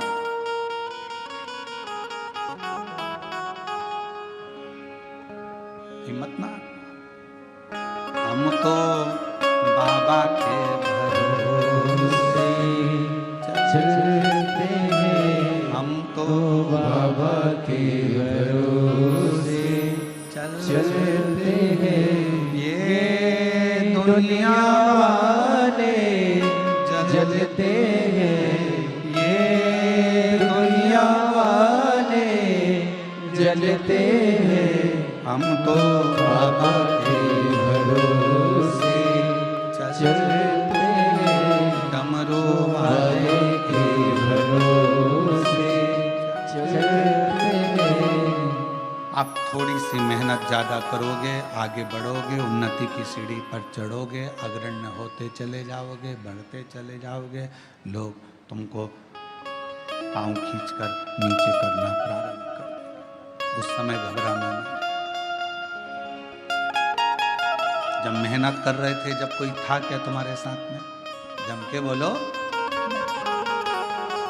अकेले संसार में आए हो, मां के गर्भ से भी अगर जन्म होगा 2 बच्चों का, तो पहले एक का जन्म होगा, फिर दूसरे का होगा। अकेले संसार में आए हो, अकेले ही मेहनत करना है, और आखिरी में भी अकेले ही रह जाना है, और अकेले ही उन्नति की सीढ़ी पर चढ़ते चले जाना है, आगे चढ़ते चले जाना है, अकेले। और कोई आएगा नहीं आएगा, कोई तुम्हारा साथ देगा नहीं देगा, कोई तुम्हारे साथ खड़ा होगा नहीं खड़ा होगा, पर तुम्हारे साथ एक तुमने जो भला करा है, किसी भूखे को भोजन कराया, प्यासे को पानी पिलाया, किसी के लिए तुमने अच्छा किया, वो तुम्हारा किया गया श्रेष्ठ कर्म तुम्हारे सामने आकर खड़ा हो जाएगा।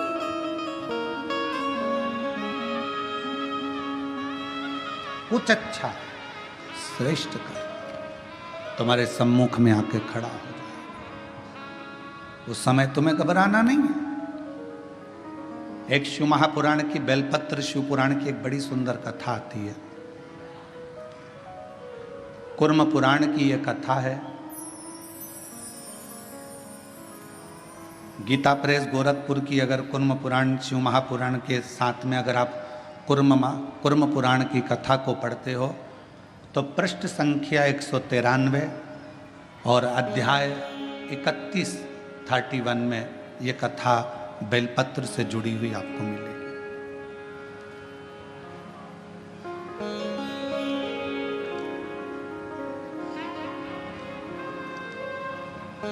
एक कथा आती है,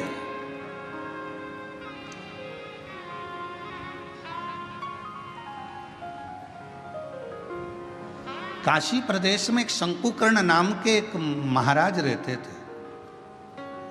हमने उनको महाराज कहा।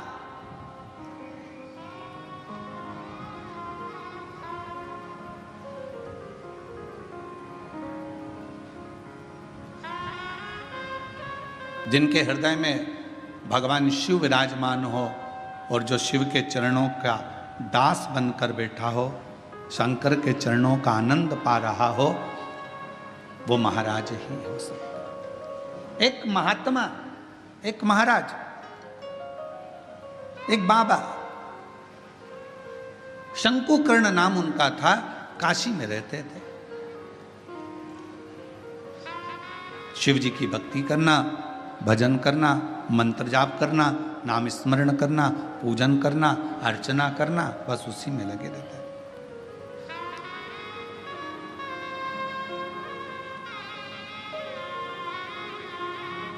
अब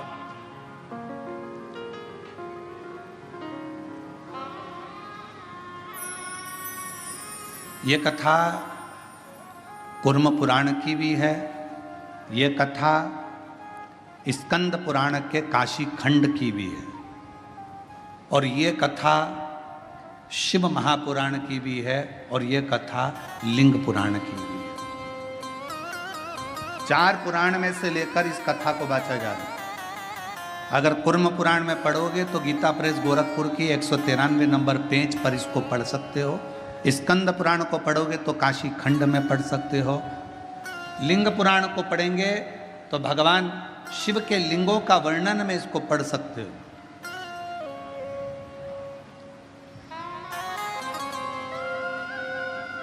और जितने लिंगायत संप्रदाय के मेरे शिव भक्त यहां पर बैठे होंगे वो इस कथा को बहुत अच्छी तरह से जानते होंगे। काशी प्रदेश में एक शंकुकर्ण नाम का एक व्यक्ति रहता था। उसको हमने संत की गणना में रखा, हमने उसको महाराज कहा, तपस्वी कहा, साधक कहा, उपासक कहा। एक व्यक्ति रहता था जो शिव की आराधना करता था। हम उसको साधारण व्यक्ति नहीं कह सकते, हम उसको कोई महाराज, कोई तपस्वी, कोई साधक, कोई उपासक कह सकते। वो अपनी भगवान शिव की भक्ति में लगा रहता, भगवान शंकर के नाम उच्चारण में लगा रहता, शिव नाम में, भगवान के नाम में वो हर पल लगा रहता, हर पल। उसका एक नियम,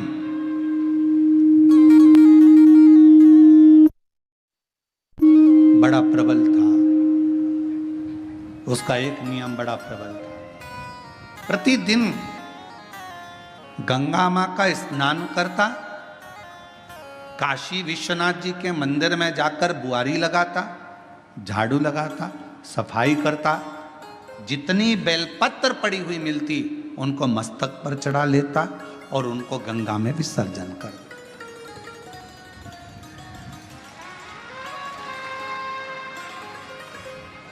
आप सभी को मालूम होगा सीहोर की विठले सेवा समिति द्वारा एक अभियान चलाया गया था, निर्माल्य विसर्जन रथ। यहां पर भी चला था, छत्रपति संभाजी नगर में भी चला।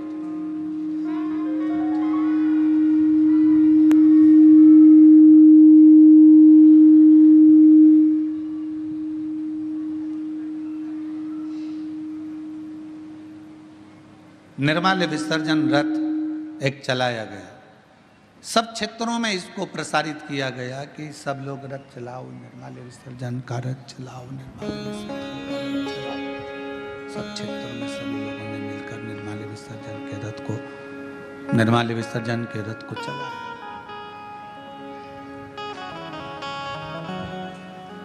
कई लोगों ने पूछा कि गुरुजी ये निर्माल्य विसर्जन का रथ चलाना कहां से उत्तमता है?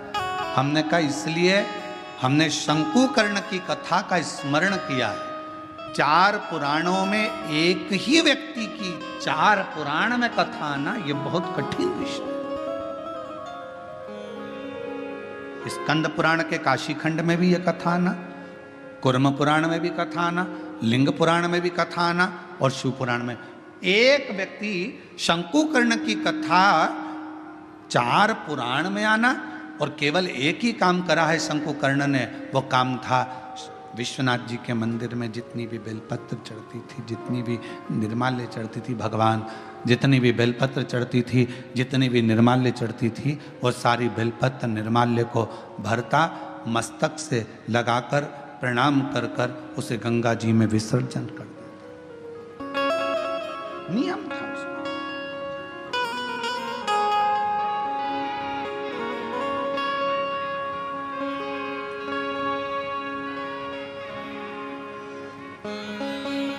आपसे भी निवेदन है, सुबह सुबह शिव जी के मंदिर जाते हो आप लोग, एक लोटा जल चढ़ाने के लिए जाते हो, शंकर जी के मंदिर में जो निर्माल्य पड़ा रहता है, इधर उधर अगर कोई फूल पत्ती बेलपत्र सामग्री पड़ी रहती है, उसको उठाकर एक और जब रखो तो उसको प्रणाम करा करो। क्यों? किस लिए? शंकुकर्ण की कथा कहती है, निर्माल्य को उठाकर जो मस्तक से लगाकर प्रणाम कर कर विसर्जन में रखता है, विसर्जन की ओर रखता है, उसके अंदर एक ऐसा बल उत्पन्न हो जाता है कि मात्र वो किसी पर अपनी दृष्टि भी डाल देता है तो प्रेत जीवों का भी उद्धार हो जाता है। वो निर्माल्य में, विसर्जन करी हुई निर्माल्य में इतना बल उत्पन्न होता है महाराज।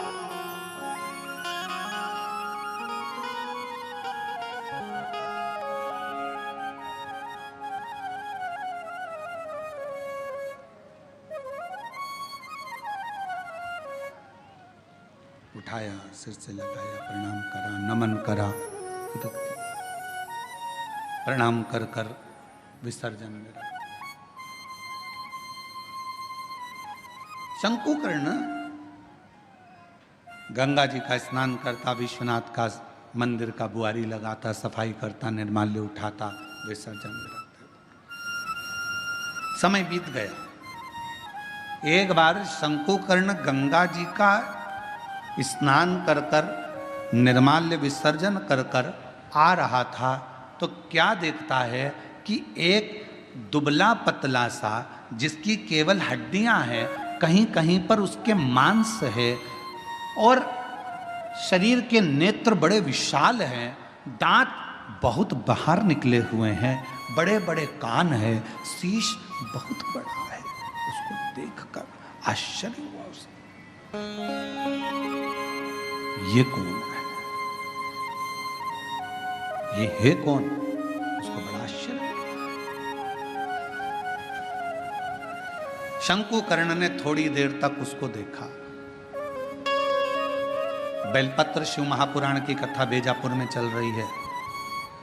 पूरा विश्व, केवल भारत देश ही नहीं, विदेश के लोग भी इस शिव महापुराण की कथा का बहुत समय से इंतजार कर रहे थे कि एक बार बेलपत्र शिव पुराण सुनने को मिले, और वो कथा बेजापुर वालों को मिली है। बहुत ध्यान से सुनना इस कथा का, एक एक कथा के क्रम को श्रवण करिएगा जरा। बेजापुर की जो कथा चल रही है बेलपत्र, ये कोई साधारण कथा नहीं।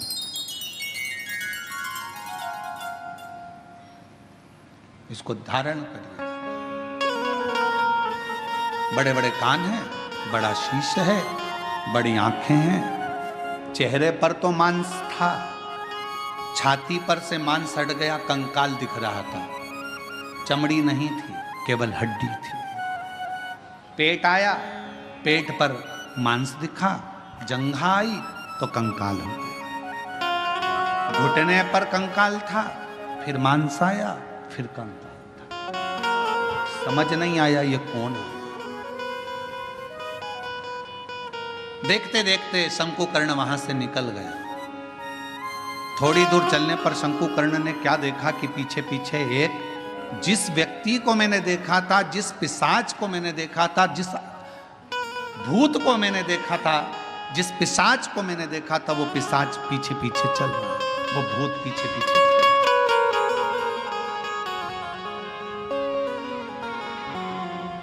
चलते चलते चलते चलते कुछ दूर पर शंकुकर्ण ने पलट कर देखा कि वो पिशाच मेरे पीछे चल रहा। रुक गए, पूछा, प्रणाम कर कर पूछा कि क्या बात है, क्या हुआ, आप कौन हैं?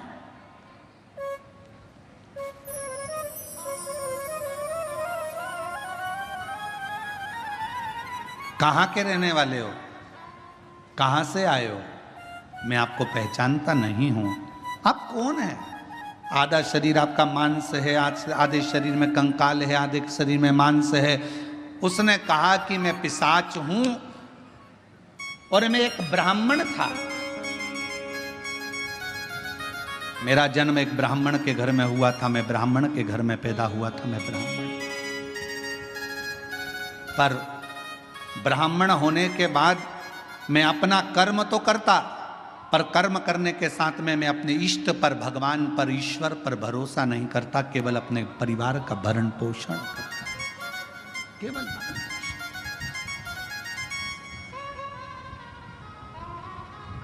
थोड़ा सावधानी रखना।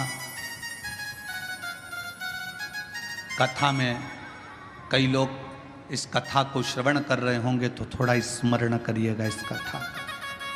मैं ब्राह्मण कुल में जन्मा हूं, ब्राह्मण कुल में मेरा जन्म हुआ, पर मैं अपने कर्म पर ध्यान ना देते हुए परिवार के भरण पोषण के लिए कमाता तो था, परिवार के लिए लाता भी था, पर मैं भगवान पर भरोसा नहीं करता था, विश्वास नहीं था, मैं करता कर्म वही।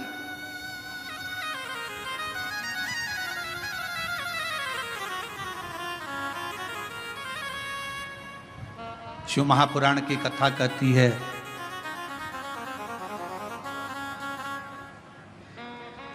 वो कौन सा ब्राह्मण होता है जिस ब्राह्मण के जीवन में कभी दुख नहीं आता। कौन सा ब्राह्मण? तो कहा ब्राह्मण वो श्रेष्ठ है जो भगवान की पूजन करने के लिए यजमान के घर पर तो गया है, पूजन भी कर रहा है, यजमान के दरवाजे पर जाकर, यजमान के घर पर जाकर या मंदिर, देवालय, शिवालय में भगवान की आराधना कर रहा है, और साथ में गणेश की वंदना करी, गणेश का स्मरण करा, माँ गौरा की पूजन करी, पंच लोकपाल की पूजन करी, षोडश मातृका की पूजन करी, नवग्रह देवता की पूजन करी, भद्रमंडल की पूजन करी, पितृमंडल की पूजन करी, सारे देवताओं की पूजन कर रहा है।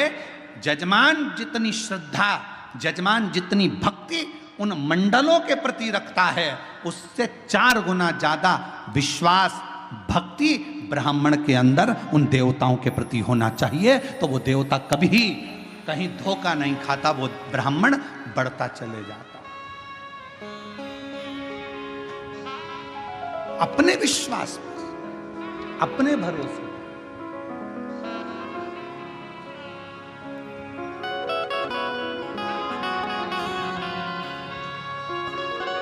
अभी एक वीडियो बीच में हमने कहा भी था, कथा में उसका वर्णन भी किया था कि एक लड़की लड़ रही थी किसी से, और लड़ते लड़ते उस छोटी सी लड़की ने, मैं डरती वरती नहीं हूं,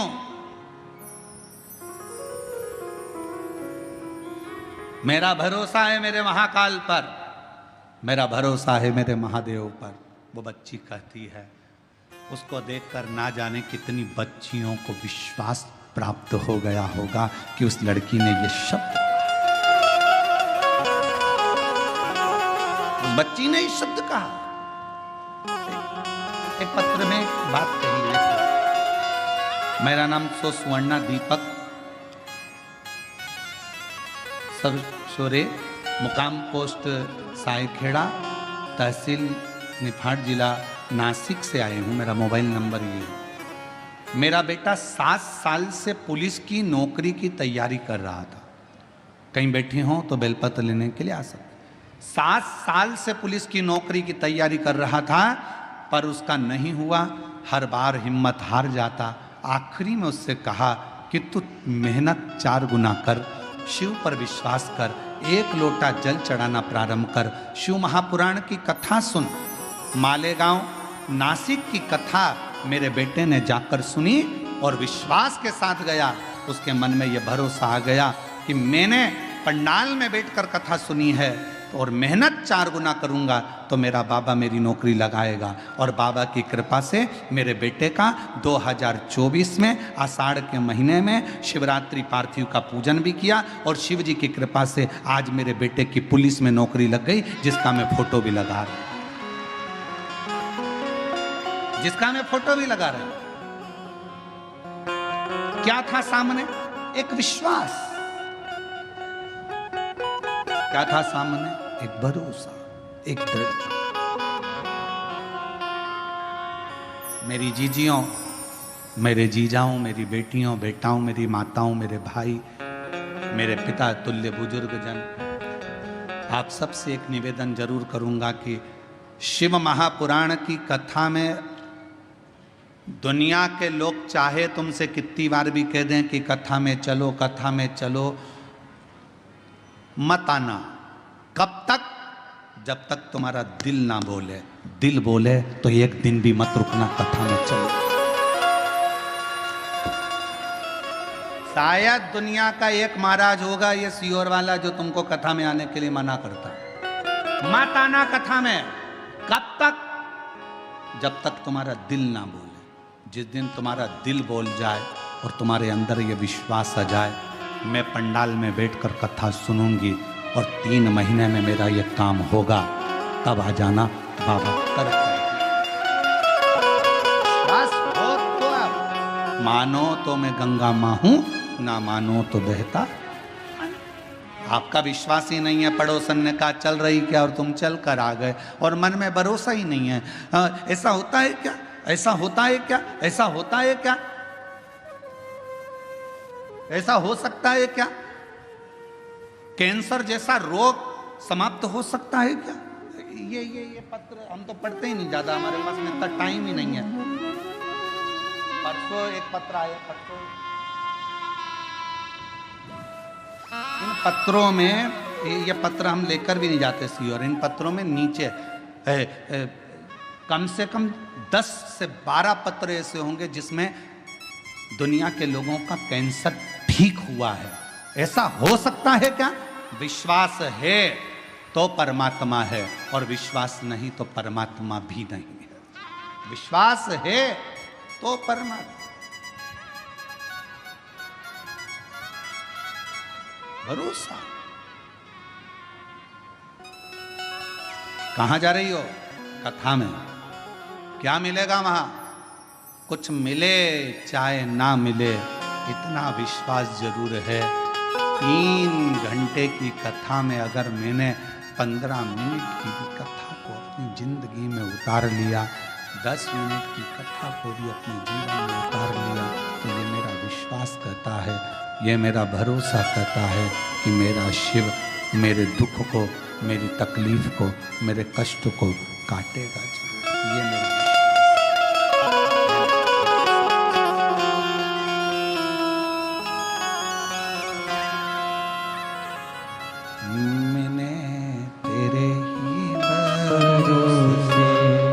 बाबा तेरे ही भरोसे हवा बिच उड़ती जावांगी। बाबा डोर हर तो छड़ीना में कटती जावांगी। भोले मैं तेरी पतंग। ये मेरा विश्वास करता है कि मेरा शिव मेरे साथ है, मेरा शंकर।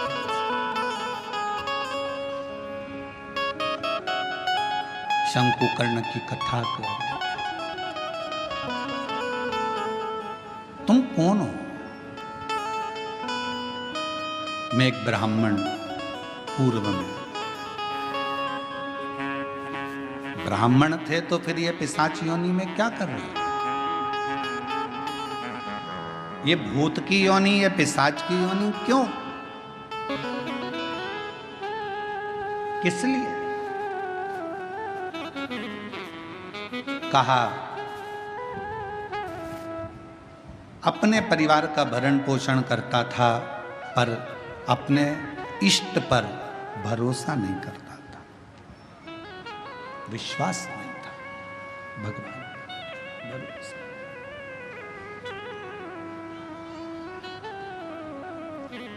फिर तुम्हारा इष्ट पर भरोसा नहीं था, परिवार का भरण पोषण करते थे, तो क्या तुम्हें इतनी सी बात के पीछे तुम्हें पिशाच की योनि मिल गई? तुम भूत की योनि प्राप्त कर लिए? इतनी सी बात नहीं।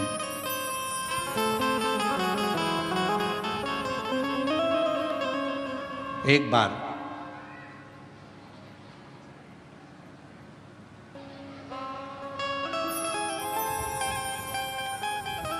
मैं एक देव स्थान पर दर्शन के लिए गया, अपनी अर्धांगिनी को लेकर, बच्चों को लेकर।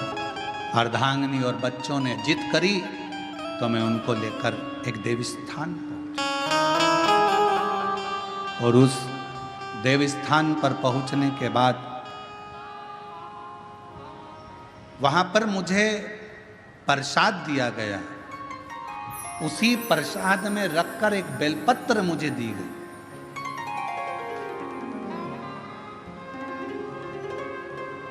प्रसाद दिया, प्रसाद में रखकर एक बेलपत्र दी। मैंने अपने पत्नी और बच्चों के साथ बैठकर प्रसाद तो खा लिया, पर बेलपत्र को उठाकर मैंने भूमि पर फेंक दिया और मैंने कई अपशब्द अपने मुख से कहे। आखिरी में वो बेलपत्र मैंने अपने पाँव से रोंद दी, उसको पाँव से खूब दबा दिया, मसल दिया।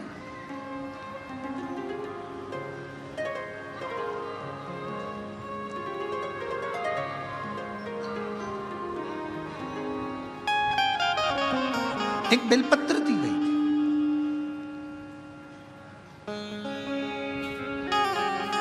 शिव महापुराण की कथा में प्रसाद वितरण नहीं होता।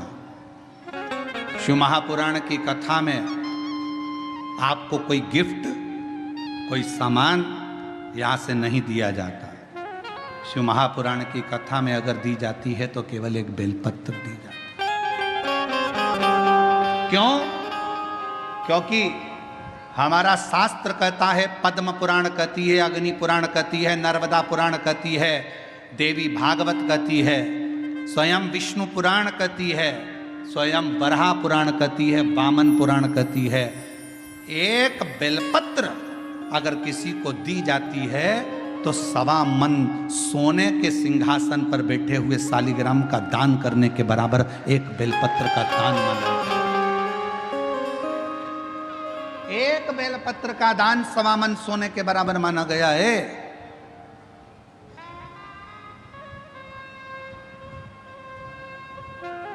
मेरा अंदाजा नहीं रहा।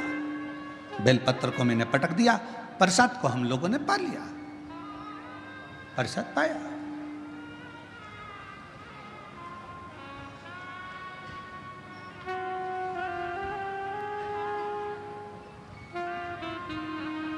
पैर को हमने बैठे बैठे अपने पांव से रोंद दिया। समय निकला, मेरे प्राण छूट गए, मर कर गया। सामने यम की कैद पर चढ़ा। जिस समय मेरे प्राण छूटे, यम के दूत मुझे दिख रहे हैं और यमराज के दूत मुझे पकड़कर लेकर जाना चाहते थे। उन्होंने मेरे ऊपर रस्सा डाला, पकड़ने के लिए खींचना चाहा, पर उनके हाथों से रस्सा छूट गया। मैं समझ नहीं पाया ये कैसा नजारा है कि यम के दूतों से मैं पकड़ा नहीं पा रहा, यम के दूत मुझे नहीं पकड़ पा रहे, यमदूत मुझे नहीं पकड़ पा रहे। ये कैसा नजारा। मैं जान मेरी बेजापुर की जीजियों जी जाऊं,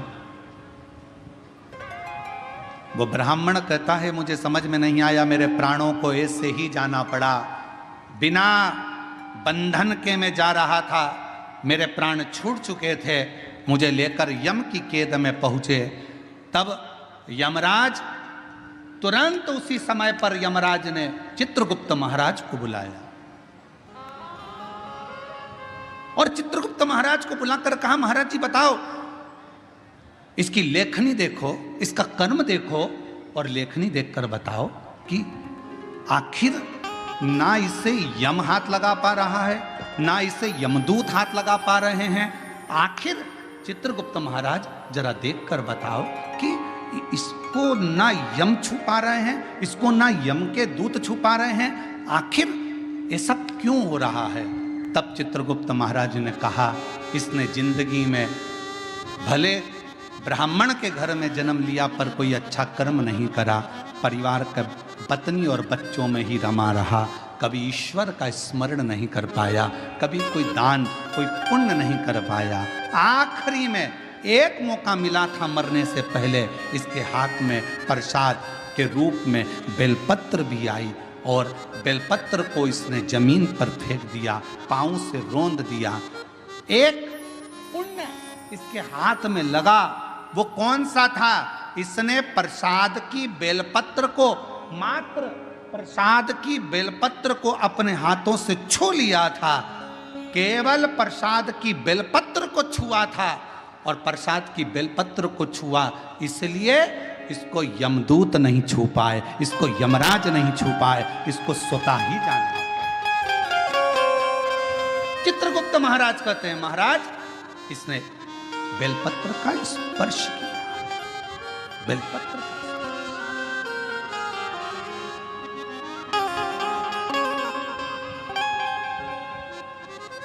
कहा, चित्रगुप्त महाराज इसके पापों की गणना करी जाए, पापों की गणना करी, पुण्य की गणना तो केवल बेलपत्र का स्पर्श। घोर पाप कौन सा करा, तो का एक पाप घोर करा कि बेलपत्री को जमीन पर पटक कर उसे पांव से रोनता रहा। बेलपत्री का कुछ हिस्सा तो अच्छा दिखा, कुछ हिस्सा बेकार हो गया। तो यमदूत ने कहा, यमराज ने कहा, धर्मराज कहते हैं काम करो, इसको भी नरक मत भेजो, ना बैकुंठ भेजो, इसको पिशाच की योनि देकर पृथ्वी पर भेज दिया जाए। पिशाच बने, भूत बने और पिशाच बनकर भटकता रहे।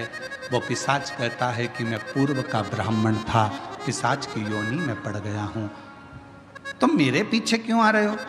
बस मेरे ऊपर कोई ऐसी कृपा कर दो, ऐसी कृपा कर दो कि मेरी मुक्ति हो जाए। एक बेलपत्र का शिव महापुराण की कथा कहती है, भगवान शंकर की कथा कहती है, हजारों अश्वमेध यज्ञ का फल यदि प्राप्त करना है तो जिंदगी में एक बार एक बेलपत्र का पौधा जरूर कहीं पर लगाओ, 1000 अश्वमेध यज्ञ का फल मिलेगा। सर्वतोमुखी यज्ञ का फल प्राप्त करना है तो कहीं पर बेलपत्र का वृक्ष लगा हो तो वहां रोज 1 लोटा जल चढ़ाना प्रारंभ करो, सर्वतोमुखी यज्ञ का फल प्राप्त हो। और यदि सर्वतोमुखी यज्ञ का फल प्राप्त, 1 लोटा जल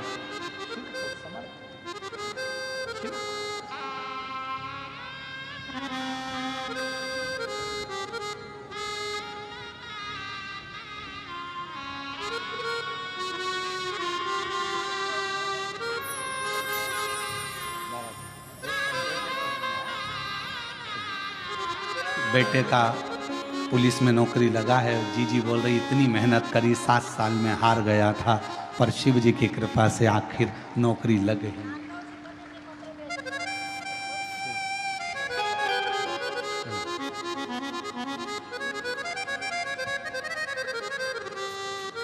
अश्वमेध यज्ञ का फल चाहिए, 1000 अश्वमेध यज्ञ का फल प्राप्त होता है एक बेलपत्र का वृक्ष लगाने पर।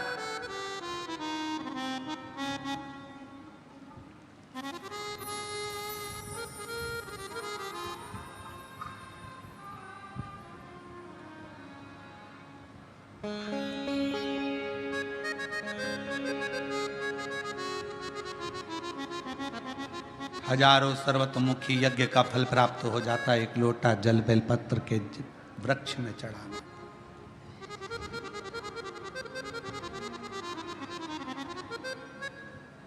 और शिव पुराण की कथा कहती है,